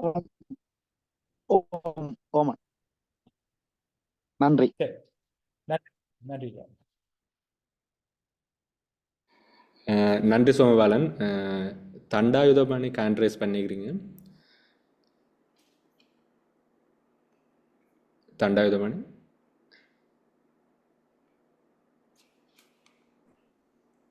திரு ஞானேஸ்வரன் அவர்களுடைய இந்த இன அழிப்பு தொடர்பான நுணுக்கமான சிறந்த விளக்கங்களை கேட்கக்கூடியதாக இருந்தது. அந்த தமிழின பிரச்சனைக்கான தீர்வு நோக்கி இந்த இனப்படுகொலை என்ற இந்த விஷயத்தை முன்னகர்த்துவதற்கு நாங்கள் என்னென்ன வழிகளை எடுக்கலாம் என்ற விஷயம் பற்றி மிக நுணுக்கமான கருத்துக்களை அவர் முன்வைத்திருந்தார். அவருக்கு என்னுடைய நன்றியை கூறிக்கொள்வதோடு திரு உரையாளர் அவர்கள் அவருடைய ஆரம்ப உரையினுடைய இறுதி கட்டத்திலே சொன்ன ஒரு சில விஷயங்களை பற்றி என்னுடைய ஒரு கேள்வியை கேட்க விரும்புகிறேன். அது தொடர்பாக இப்பொழுது நீங்கள் அளித்த பதிலிலும் அதுக்கு சில சில சில அளவு பதிலை சொல்லியிருக்கிறீர்கள். திருகோணமலையை மையமாக கொண்டு திருகோணமலையை விட்டுக் கொடுக்க முடியாத ஒரு சூழ்நிலையில் ஈழத்தமிழினம் இயங்குகின்ற அத்தகைய ஒரு ஒரு சூழ்நிலையிலே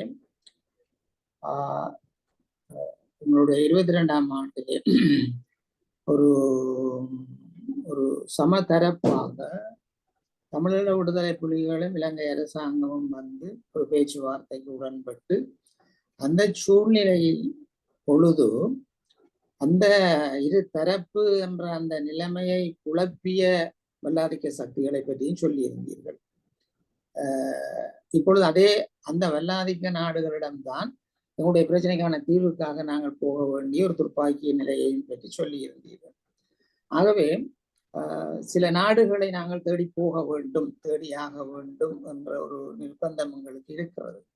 சில உதாரணங்களையும் சொல்லியிருந்தீர்கள். என்றாலும் நாங்கள் இந்த அமெரிக்கா, இந்தியா, சைனா இப்படியான இந்த பெரும் வல்லரசு எங்களை குழப்பிய இந்த நாடுகளை விட்டு இந்த சர்வதேச பிரச்சனைகளுக்குள்ளே அகப்படாத சிறிய நாடுகளோ அல்லது எங்களுடைய பிரச்சனைகளை பன்னாட்டு நீதிமன்றங்களுக்கு கொண்டு செல்லக்கூடிய சில நாடுகளை நாங்கள் நாட வேண்டியது அவசியம் என்ற கருத்தை சொல்லியிருந்தீர்கள். அவ்வாறாயின் இரண்டு விடயங்கள் இருக்கிறது. இந்த நாடுகளை நாங்கள் தேடும் பொழுது இத்தகைய நாடுகள் எங்களுக்கு வாய்ப்பாக இருக்கலாம் என்றது ஒரு விஷயம். இரண்டாவது, அந்த நாடுகள் எங்களுடைய பிரச்சனைகளை பன்னாட்டு நீதிமன்றங்களிலே அல்லது சர்வதேச நீதிக்கான நீதிமன்றம், குற்றவியல் நீதிமன்றங்களிலே கொண்டு செல்லக்கூடிய அளவுக்கு எங்களுடைய தமிழர்கள் அல்லது தமிழ் மக்கள் அல்லது தமிழ் மக்களுடைய தலைவர்கள் பிரதிநிதிகள் ஒன்று சேர்ந்து இவற்றை முன்வைக்கக்கூடிய சூழ்நிலை இப்பொழுது வரையில் இன்றைய சூழ்நிலையிலே யுத்தத்துக்கு பின்னரான இந்த யுத்த முடிவுக்கு பின்னரான இந்த 15 ஆண்டு காலமும் எங்களுடைய ஒற்றுமை சிதைக்கப்பட்டிருக்கிறது. பல்வேறு கூறுகளாக எங்களுடைய தலைமைகள் பிரிந்து நிற்கின்ற இந்த சூழ்நிலையிலே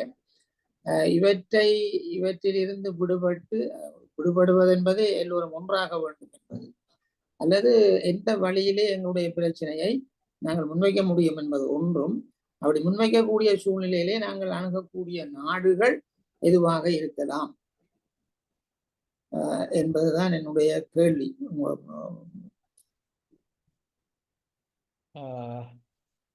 அல்லது நாங்கள் அந்த அங்கீகாரங்கள் ஊடாகவும் சில வேளைகளிலே இந்த பாதுகாப்பு சபைக்கு எங்களுடைய விஷயங்களை ஏற்றி வைக்கலாம், அல்லது சட்டவாளர்களை பற்றியும் சொன்னீர்கள். இவர்கள் மூலமா இந்த வழிமுறைகளை கூடாகவாவது நாங்கள் எங்களுடைய பிரச்சனைகளை அழிப்பு பற்றிய பிரச்சனைகளை நாங்கள் கொண்டு போவதற்கு உரிய அந்த சட்டவாளர்களை நாங்கள் தேடிக்கொள்ள முடியாதா? அல்லது அங்கீகரிக்கப்பட்ட நிறுவனங்கள், இப்பொழுது சர்வதேச மன்னிப்பு சபையினுடைய செயலாளர் முள்ளிவாய்க்காலிலே வந்து சொன்ன ஒரு விஷயம் ஒரு பெரிய விஷயம். அடுத்தது இந்த அமெரிக்க காங்கிரஸ் தீர்மானித்த அந்த பிரேரணையும் ஒரு முக்கியமான விஷயம். இந்த சூழலிலே நாங்கள் மேலதிகமாக எந்த நாடுகளை நோக்கி செல்ல முடியும்? அப்படி செல்வதற்கான ஒரு ஒற்றுமையான ஒரு மக்களுடைய அல்லது தலைவர்களுடைய தமிழ் மக்களுடைய இந்த ஒற்றுமை தன்மையை ஏற்படுவதற்கு வேறு என்ன மார்க்கங்களை நாங்கள் தேடலாம் என்பதுதான் என்னுடைய அந்த 2 கேள்விகள். என்னுடைய பேரன்பிற்கும் பெருமதிப்பிற்கும் உரிய எங்களுடைய தண்டாயுதபாணி அவர்கள் முன்னாள் கிழக்கு மாகாண கல்வி அமைச்சர். அவர் அவருடைய அவருடைய ஆஹ், அவருடைய பங்கு அவங்களுடைய தமிழ் தேசிய போராட்டத்தில் நிர்ணயிக்க, அதாவது மதிப்பிட முடியாத அளவு பங்கு கொண்டவர். அவர் இந்த கலந்துரையாடலில் கலந்து கொண்டிருந்ததும் என்னிட இந்த கேள்விகளை கேட்டதும் எனக்கு மிக பெரும்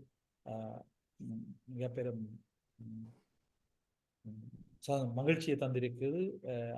அது அங்கீகரிக்கிறதாகவும் இருக்குது.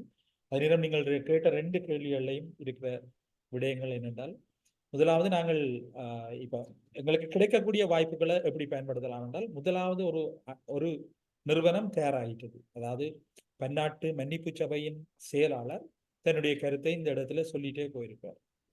இதே நேரம் நாங்கள் இன்னும் ஒரு நிறுவனத்தை நாடலாம் என்று என்னுடைய திட்டங்கள்ல இருக்குது. அதுல ஒன்று MSF, அதாவது எல்லைகளற்ற மனிதாபிமான குழு என்று நினைக்கிறோம்.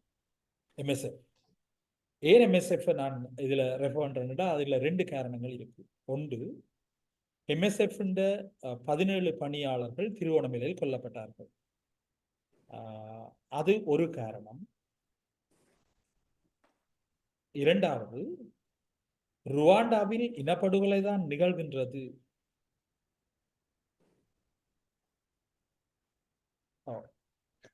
ருவாண்டாவில் இனப்படுகொலை தான் நிகழ்கின்றது என்பதை முதலில் உலகுக்கு வெளிப்படுத்திய தொண்டு நிறுவனம் MSF. நான் சொல்வது சரியாக இருந்தால் என்னுடைய கணிப்பும் சரி என்று நினைக்கிறேன். ஒரு நிமிஷம் பாருங்க, நான் உறுதிப்படுத்திக் கொள்றேன்.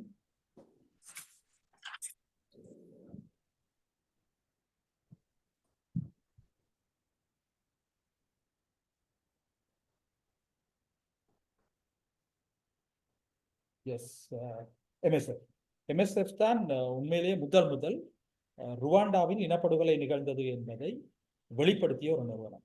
அதற்காகத்தான் அவர்களுக்கு 1999 டிசம்பர் மாதம் 10 நோபல் பரிசு வழங்கப்பட்டது. சமாதானத்துக்கான நோபல் பரிசு வழங்கப்பட்டது. அப்ப அதுல அவர் சொன்ன வார்த்தைகள் எனக்கு இன்றைக்கு ஞாபகம் இருக்கு. We are not sure that words can always save lives. வார்த்தைகள் உயிர்களை பாதுகாக்குமா என்பது எனக்கு தெரியாது. ஆனால் but we know that silence can certainly kill. அமைதி நிச்சயமாக உயிர்களை கொல்லும் என்பது எங்களுக்கு தெரியும் என்று அவர் நோபல் லெக்சர்ஸ்ல சொன்னார். ஆகவே அந்த அமைப்பினூடாக MSF நோக்கி நாங்கள் நகர்றது என்றது எங்களுக்கு சாத்தியமான வாய்ப்புகளை கொண்டு வரும். ஏனெனில் ஏற்கனவே அவர்கள்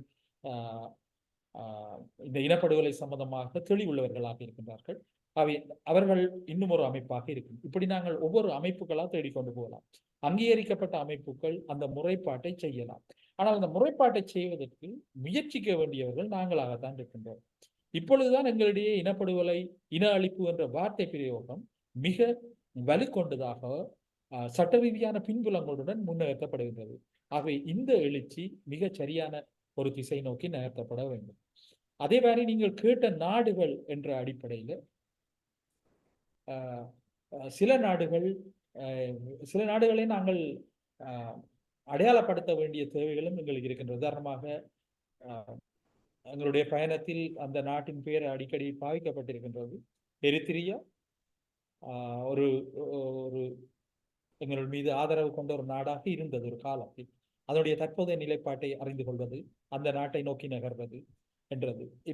இப்படியான விஷயங்களை நாங்கள் செய்ய வழி கிடைக்கின்ற உண்மையிலேயே எங்களை தங்களுடைய கட்டுப்பாட்டுக்குள் வைத்திருக்க வேண்டும் என்று நினைக்கின்ற ஆதிக்க சக்திகளுக்கு ஒரு செய்தி தரப்படும்.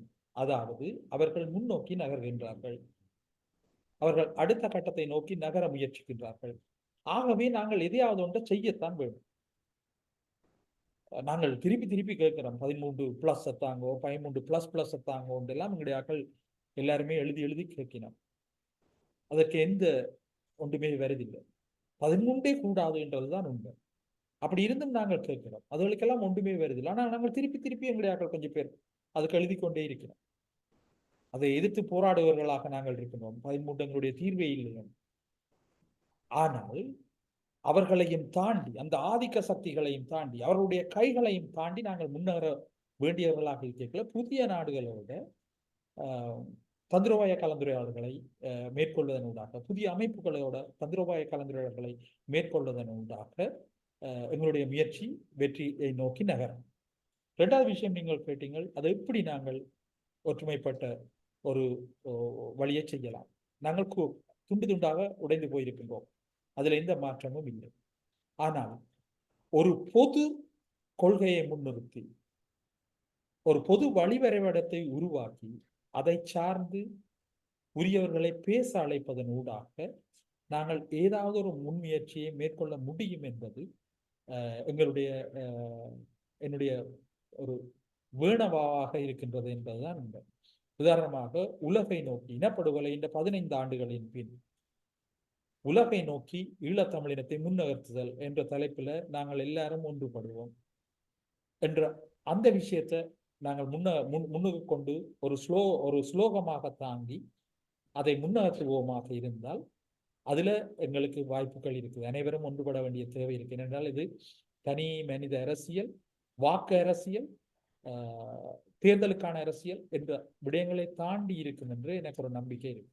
அப்ப அந்த அரசியலுக்காகத்தான் நாங்கள் ஒற்றுமைப்படாமல் இருக்கோம். அவை இது ஒரு பொது நோக்கு என்ற அடிப்படையில முன்னேறக்கூடியதாக இருக்கின்றது. அண்மையில இந்த பொது அமைப்புகள் சேர்ந்து முன்னெடுத்திருக்கின்ற ஒரு விஷயம், அதாவது பொது வேட்பாளர் என்ற விஷயம் இந்த முன்னேறுகின்ற முதல் படியாக இருப்பதற்கான வாய்ப்புகளை உண்டாக்கி இருக்குது என்ற ஒரு நம்பிக்கையும் எங்களுக்கு தருது.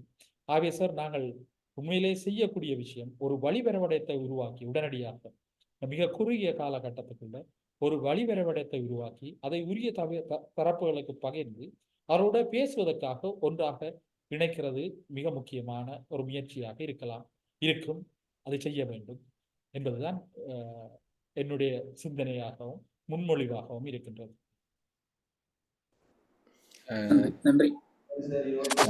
நன்றி தண்டபாணி சார். அடுத்ததா வனி கேண்ட்ரேஸ் பண்ணியிருக்கிறீங்க. வணக்கம். வணக்கம் கணேன் சார். நான் வனிதா வவுனியால இருந்து. உண்மையில ஒரு தெளிவான விரிவுரையா இருந்தது. மற்றது எனக்கு ஒரு 2 கேள்விகள் இருக்கு.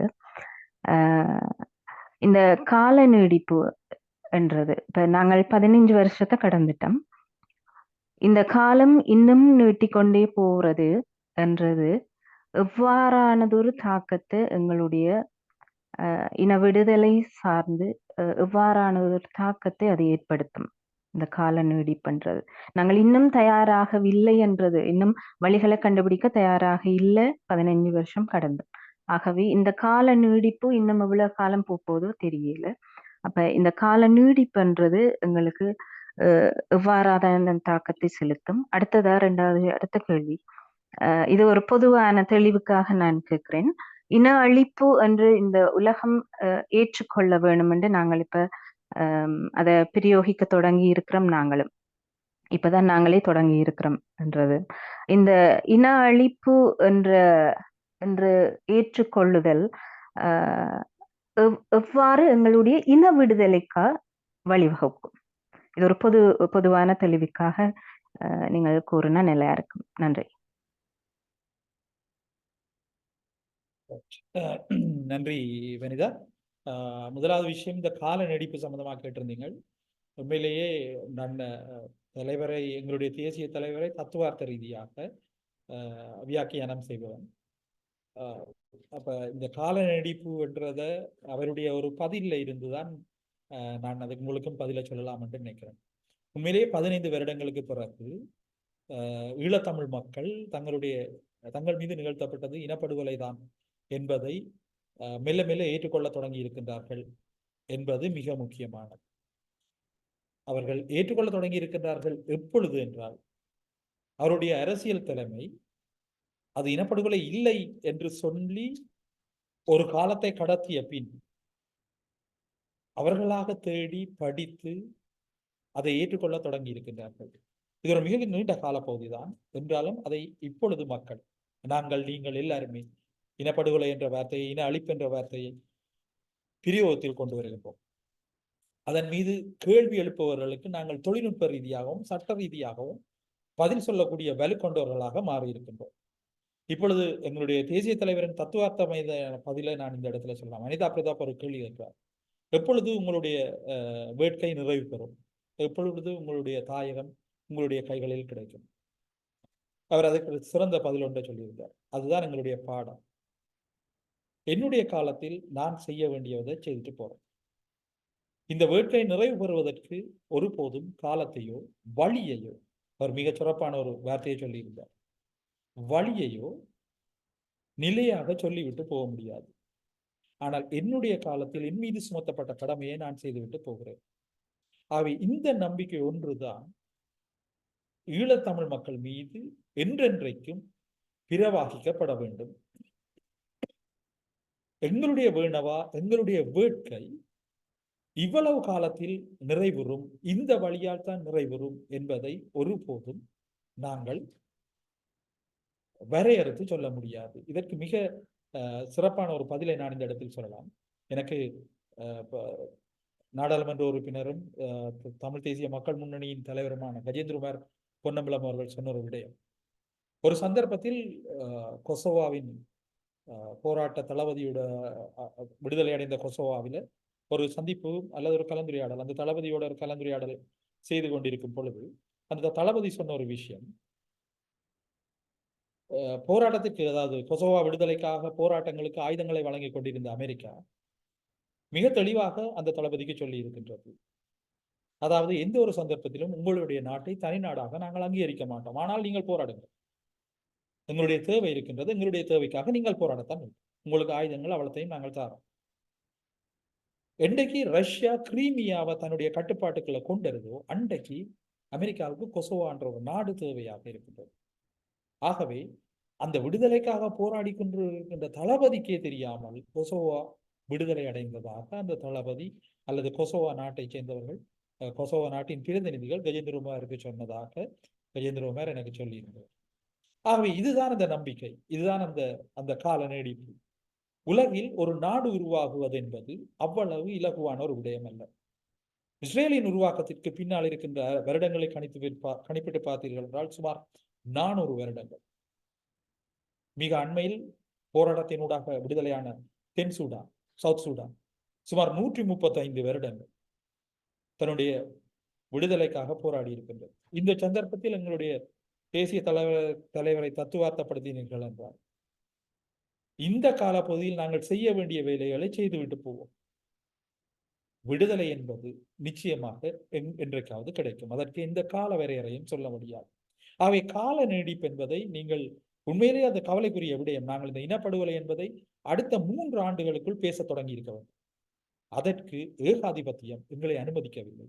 ஏகாதிபத்தியத்தின் முகவர்கள் எங்களிடையே புகுந்து இங்கு இனப்படுகொலை நடக்கவில்லை என்பதை தங்களுடைய சுலோகமாக எல்லா இடத்திலுமே பேச தொடங்கினார்கள். இன்னும் ஒரு உதாரணத்தை நான் உங்களுக்கு சொல்லலாம். ருவாண்டாவில் இனப்படுகொலை தான் நடந்தது என்பதை என்ற தீர்ப்பை வழங்கிய எங்களுடைய முன்னாள்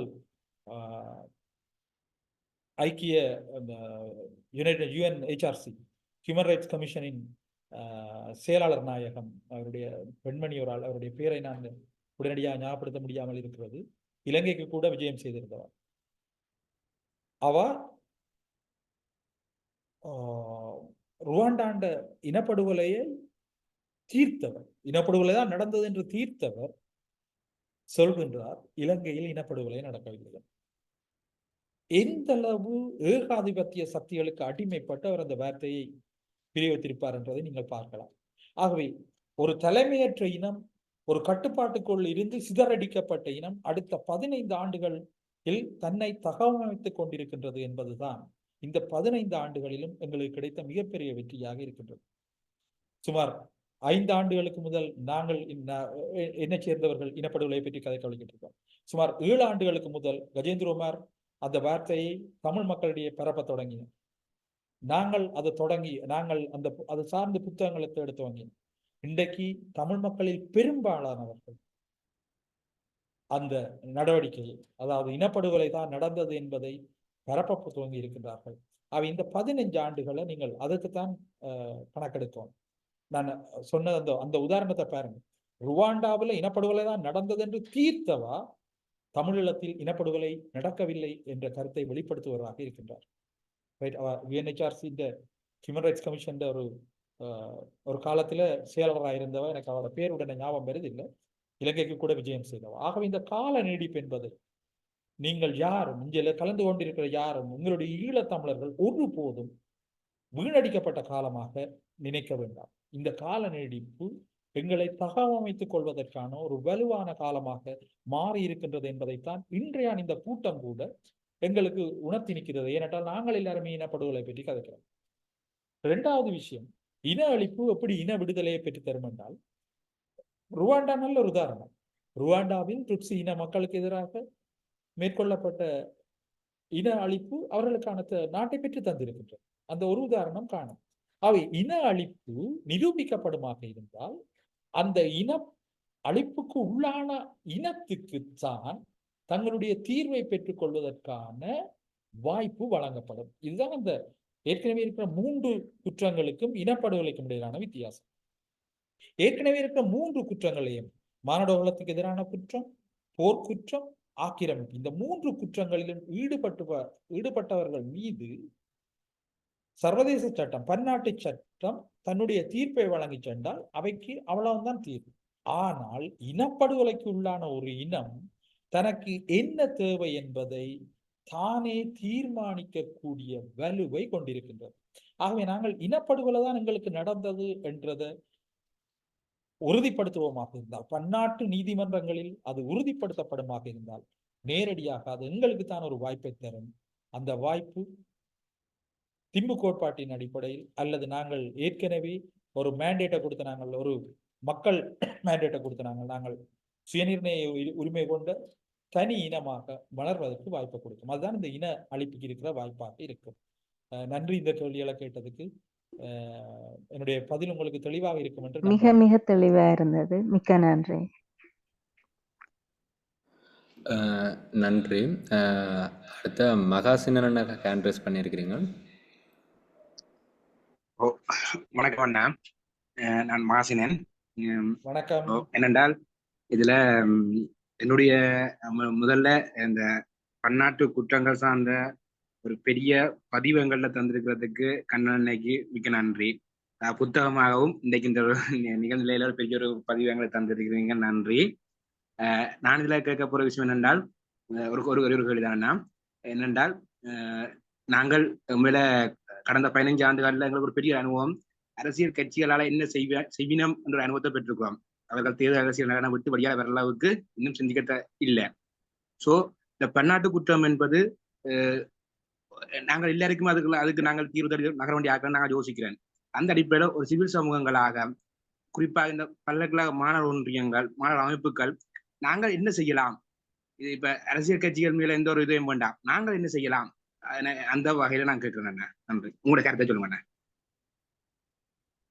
மிக்க நன்றி. நீங்கள் அந்த முதல் சொன்ன விஷயத்துக்கு என்னுடைய நன்றிகள்.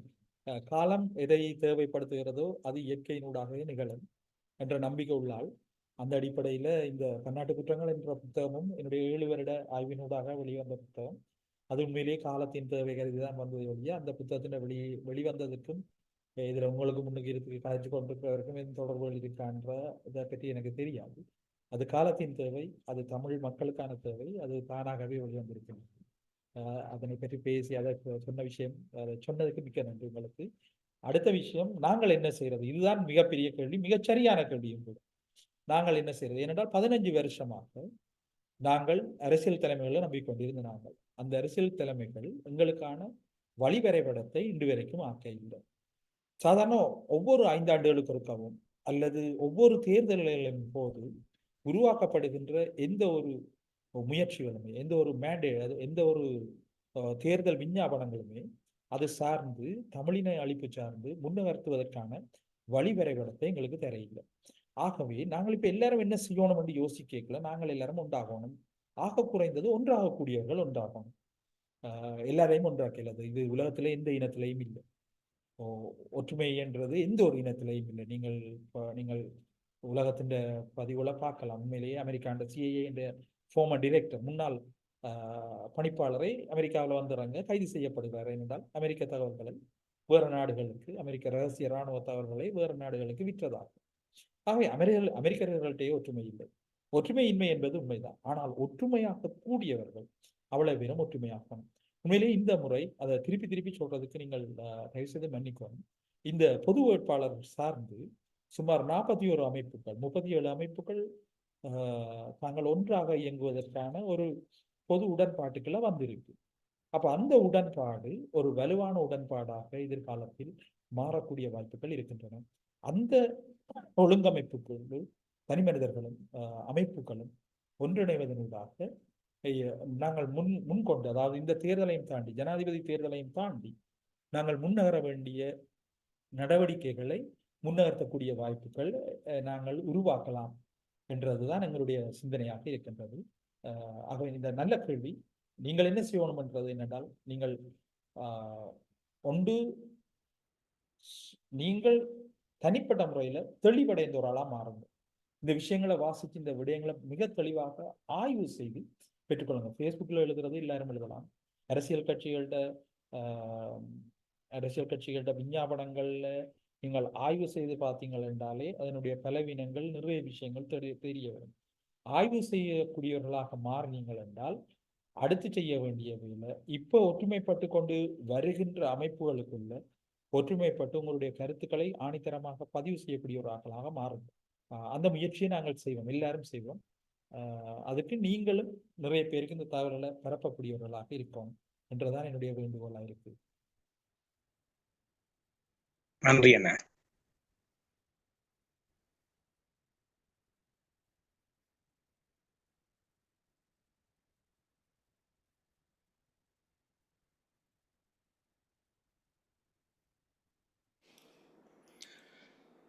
மாலை வணக்கம் சார். நான் ஜெயஸ்கரன் பேசுறேன். கேக்குதா?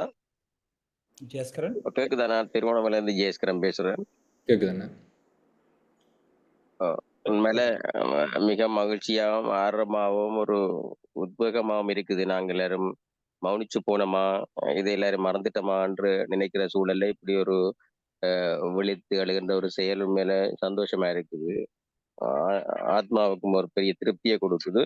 ஆனா நான் இப்ப உங்களுடைய அடுத்ததான் நான் எதிர்பார்க்கிறேன் என்று சொன்னால், அடுத்த பரம்பரைக்கு இந்த விஷயத்த நாங்கள் கொண்டு போற அந்த வேகம் பொறிமுறைகள் எல்லாமே போதாம இருக்குது. யூதர்கள் கிட்டத்தட்ட 1000 வருஷத்துக்கிட்ட தங்களோட நாட்டுக்காக அந்த ஒரு உறுதி பூண்டு ஒரு ஆன்மீக சக்தியமா ஒரு சக்தியா திரண்டு எங்க அவங்க சந்திச்சாலும் we will meet Israel என்று சொல்லுவாங்களாம். அந்த உறுதியை நாங்கள் எதிர்கால சந்ததிக்கு கொண்டு போகணும். அவங்கள நாங்கள் பின்பற்றி, இப்ப அவங்கள ஒரு முன்னுதாரணமான இனமா இருக்கிறாங்க. அந்த மாதிரி ஒரு வேலை திட்டம் நாங்கள் செய்ய போனோம். அதுக்கு ஒரு வழிமுறையோட கூட்டா நாங்கள் சிந்திச்சமாக இருந்தா இன்னும் சிறப்பா இருக்கும். ஏனென்றால் இது ஒரு ஒரு ஒரு விட்டு செல்லக்கூடிய விடயம் அல்ல, எங்களுடைய ஆயுள் காலத்தோட முடிய வேண்டிய விஷயம் அல்ல. தொடர்ச்சியா அடுத்தடுத்த பரம்பரை கையில் எடுத்து இன்றைக்கு ஒரு நாளைக்கு அந்த இறுதி இலக்கு நோக்கி நாங்கள் நகர்றதுக்கான வேலையை செய்தே ஆகணும். இப்ப எங்கட காலத்துக்குள்ள அதுக்கு நாங்கள் எல்லாரும் சேர்ந்து ஒரு பொது பொறிமுறையை கொண்டு வரணும். உதாரணமா நீங்கள் அந்த இலக்கத்தை மக்கள் மத்தியில கொண்டு சேர்த்திருக்கிறீங்க, அது பெரும் வெற்றி. முன்னாள் ஆயிரவர்கள் அதை கொண்டு வந்திருந்தாலும் இப்ப இந்த முறை நடந்த கன விடயங்களே அது பாவிக்கப்பட்டிருக்குது. அந்த இலக்கம் அந்த அளவுக்கு கொண்டு வந்திருக்கிறோம் நாங்கள், அது பெரும் வெற்றி எங்களுக்கு. அதனால அடுத்த சந்ததிக்குரிய என்ன செய்யலாம் என்றதையும் இதுல முன்வச்சிங்கன்னா பெரிய ஒரு ஆர்வத்தோடு கொண்டு எனக்குரிய பதிலை நான் எதிர்பார்க்கிறேன். நன்றி. மிக்க நன்றி ஜெயஸ்கரன். உண்மையிலேயே அந்த 146679 1,46,679 பேர் சான்றளிக்கப்பட்டு காணாமல் போனவர்களில் இன்று வரைக்கும் கணக்களிக்கப்படாமல் இருக்கிறவர்களோட எண்ணிக்கைகள் இதை விட மிக அதிகமாக இருக்கும். அதால தான் அந்த இலக்கத்துக்கு முன்னுக்கும் ஒரு சகவையும் பின்னுக்கும் ஒரு சகவையும் போட்டிருக்கோம். ஆனால் உண்மையிலேயே ஆவண ரீதியாக நிரூபிக்கப்பட்ட தொகையாக 1,46,679 பேரை எங்களுடைய ஆயர் மறைந்த தமிழினத்தின் பெரும் சொத்து ஜோசப் ஆண்டே அவர்கள், ராயப்ப ஜோசப் ஆண்டே அவர்கள் சமர்ப்பித்த ஆவணங்களினூடாக நாங்கள் அதை கண்டுபிடிச்சிருக்கோம். அந்த விஷயத்தை நாங்கள் முன்கொண்டு நகர்றது, அதை அடிப்படையாக வச்சு முன்கொண்டு நகர்றதுல இன்றைக்கு பெரும்பாலான இளைஞர்கள், நீங்கள் உட்பட எல்லாருமே முயற்சி செய்து கொண்டு இருக்கின்றீர்கள். உண்மையிலேயே இப்ப இந்த சந்தர்ப்பத்தில் நாங்கள் எல்லாரும் ஒரு விடயத்தை கருத்தில் கொள்ளணும். இன்னும் எங்கள் மீதான அடக்குமுறைகள் நிறைவு வரையில் அடக்குமுறைகளோட வடிவங்கள் மாறி இருக்கு. அதாவது சுட்டுக் கொள்ளுதல் என்றது மட்டும்தான் எங்களுக்கு இல்லாமல் இருக்கு. மற்றும்படி நாங்கள் உண்மையிலேயே அடக்குமுறைக்கு உள்ளாயிருக்கிற ஒரு இனமாகத்தான் இருக்கோம். அப்ப இந்த இனம் அந்த அடக்குமுறைகளை எதிர்த்து போராடி கொண்டு அந்த அடுத்த சந்ததியை நோக்கி நகர்த்துறது, விடயங்களை நகர்த்துறது என்றதுல எதிர்கொள்கின்ற மிகப்பெரிய பிரச்சனைகள் இந்த இனம் சரியான மிகப்பெரிய பிரச்சனைகளை எதிர்கொள்ளும். அதுல மிக உதாரணமா மிக அண்மையில பாத்தீங்கன்னா கஞ்சியை காய்ச்சினதுக்காக சம்பூர்ல கைது செய்யப்பட்ட 4 பேர் நாளைக்கு அவைக்கு திருப்பி வழக்கு இருக்கு. அப்ப இந்த சந்தர்ப்பத்துல நாங்கள் அடுத்த சந்ததிக்கு கடத்துறதுன்றது ஒரு பொது உடன்பாடாக ஒவ்வொருவரும் உங்களோட வீடுகள்லேயே அதை கடத்தி கொண்டு போகணும் என்றத எங்களுடைய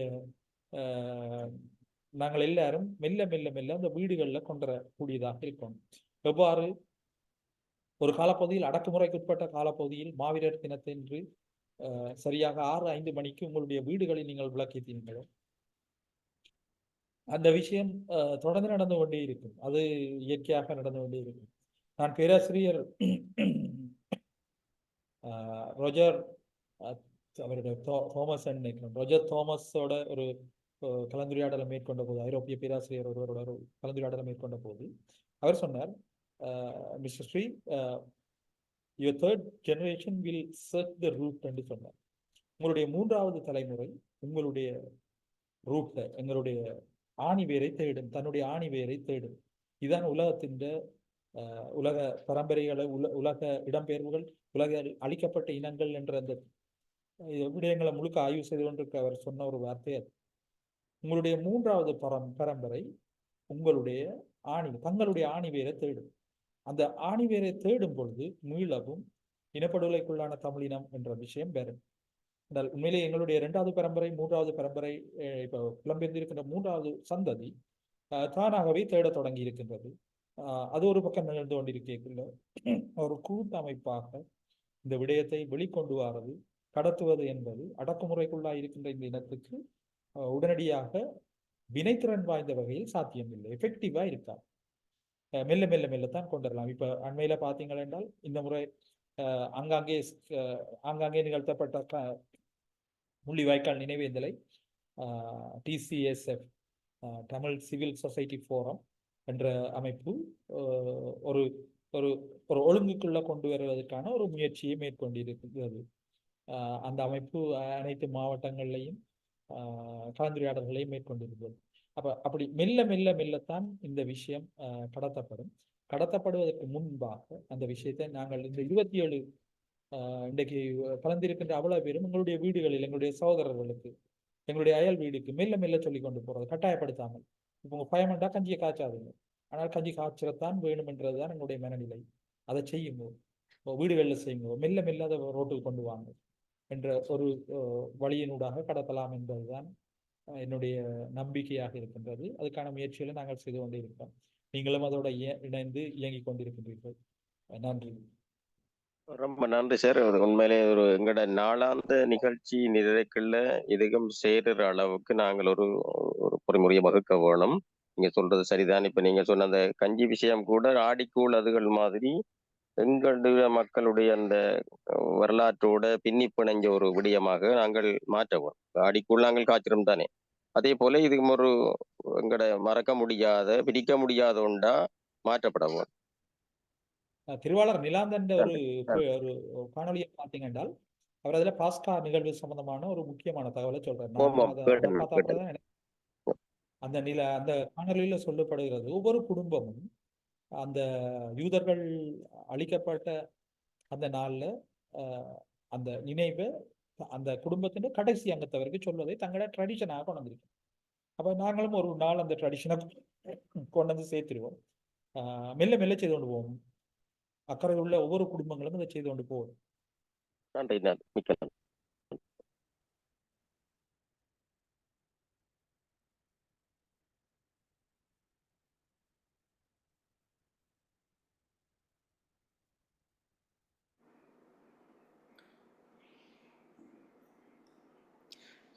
அனைவருக்கும் நன்றி.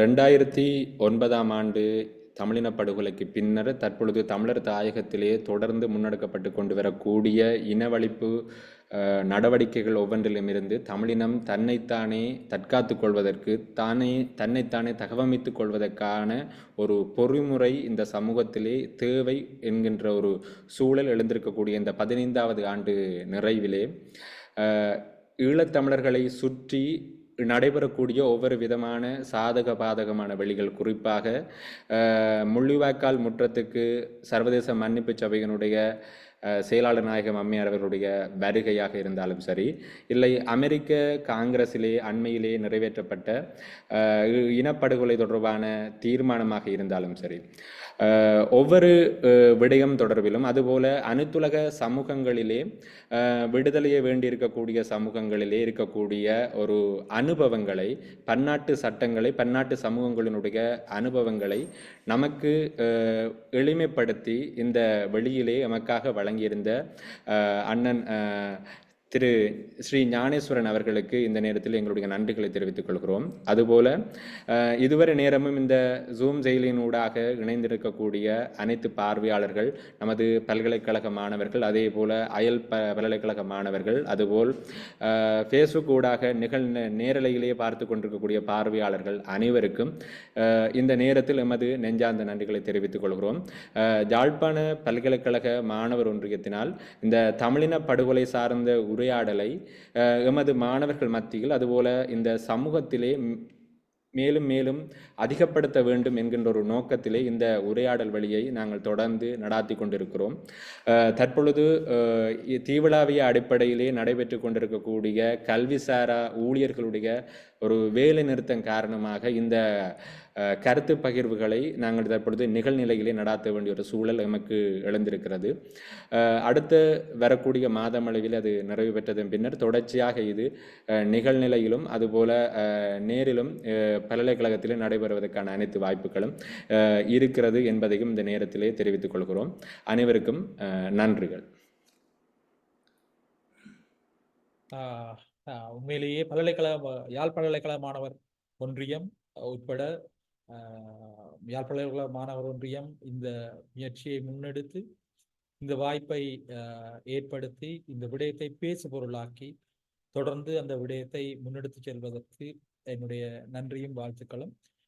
யாழ் பல்கலைக்கழக மாணவர் ஒன்றியம் எங்களுடைய கூட்ட இணைவுகளிலும் தற்பொழுது காத்திரமான பங்களிப்பை நல்கி கொண்டிருக்கின்றது. அதே போல கிழக்கு பல்கலைக்கழக மாணவர் ஒன்றியமும் தங்களுடைய பங்களிப்பை நல்கி கொண்டிருக்கின்றார்கள். கூட்டு பொறிமுறைகளை கூட்டாக செயற்படுவதை வலியுறுத்தி அந்த வகையிலே இவ்வாறான கலந்துரையாடல்கள் மிக முக்கியமாக அறிவுசார் சமூகத்திற்கு மிக தேவையானது. இனிய நண்பர்கள், உங்களிடம் ஒரே ஒரு விஷயத்தை தான் நான் கேட்க போறேன், ஒரே ஒரு விஷயத்தை தான் சொல்லவும் போறேன். இந்த உலகத்தின் மிகச்சிறிய இனம் தான், சாதாரணமாக எண்ணிக்கையின் அடிப்படையில மிகச்சிறிய இனம், மிகச்சிறிய ஒரு நிலப்பரப்புல இருக்கிறோம். அப்படி இருந்தும் கூட 36 ஆண்டுகள் எங்களுடைய ஆயுத போராட்டத்தை முன்னெடுக்கக்கூடியதாக இருந்தது. 50 ஆண்டுகளுக்கு மேலாக எங்களுடைய அரசியல் போராட்டத்தை முன்னெடுக்கக்கூடியதாக இருக்கின்றது என்றால் இந்த இனம் ஒரு மிக வலுவான இனம். அதுக்கு நீங்கள் வேற யார்கிட்டையும் உதாரணங்களை தேட வேண்டும். வேற யாரும் சொல்கின்ற அவநம்பிக்கைகளை ஏற்றுக்கொள்ள வேண்டாம். நம்பிக்கைகள் உங்களுக்கு முன்னுக்கே விதைத்து கிடக்கிறது. இன்னும் எத்தனையோ விஷயங்களை சொல்லலாம். ஆசியாவில் நடந்த என்னுடைய ஆய்வு சரியாக இருந்தால் ஆசியாவில் நடந்த வெற்றிகரமான தர இறக்க தாக்குதலை செய்து முடித்த இனம் எங்களுடைய இனம். ரைட்? சாதாரணமாக இடைபோட முடியாது. நீங்கள் இராணுவ ரீதியாக இருந்தாலும் சரி, அரசியல் ரீதியாக இருந்தாலும் சரி, எண்ணிக்கையில மிக குறைந்த ஒரு இனம் இந்த அளவுக்கு வலுவுள்ளதாக இருக்கின்றது என்றால் நான் உங்கள் எல்லார்ட்டையும் ஒரு விஷயத்தை சொல்றேன், நம்பிக்கைகளை வளர்த்துக் கொள்ளுங்கள். இந்த இனம் மிக வலுவான அந்த இனத்தை கூறு போடுவதற்கு எல்லாரும் முயற்சிப்பார்கள். இது நடந்து கொண்டேதான் இருக்கு. சோ அதை தடுக்க வேண்டுமாக இருந்தால் இந்த இனம் 36 ஆண்டுகளுக்கு மேலாக 60 ஆண்டுகளாக தன்னுடைய பயணத்தை மேற்கொண்டிருக்கின்றது என்றால் அதற்கு ஒரே காரணம், அந்த இனம் தன்னுடைய அறிவை ஆயுதமாக பாவித்தது. அறிவை மட்டும் பெற்றுக் கொள்ளுங்கள். அந்த அறிவை நீங்கள் ஆயுதமாக பாவீங்கள். ரைட்? அடுத்தவர் சொல்றதோ ஒரு நாள் நம்பாதீங்க. உங்களோட அறிவிட்ட கேளுங்கோ, இது சரியாக இருக்காது. அந்த அடிப்படையில் யாழ் பல்கலைக்கழக மாணவர் ஒன்றியம் ஒரு மிகப்பெரிய அறிவு பெட்டகம், அந்த அறிவு பெட்டகம் தன்னுடைய முயற்சியை மக்கள் மீது பரவலாக்கி கொண்டு வருவது எங்களுடைய பயணத்துக்கு மிக முக்கியமானது. ஆகவே நம்பிக்கையுடன் உங்கள் அனைவரிடமிருந்து இந்த வாய்ப்பை எனக்கு அளித்த உங்கள் அனைவரிடமிருந்து நன்றியும் வாழ்த்துக்களையும் தெரிவித்து விடைபெறுகின்றேன். நன்றி, வணக்கம். நன்றி அண்ணா, அனைவருக்கும் நன்றிகள்.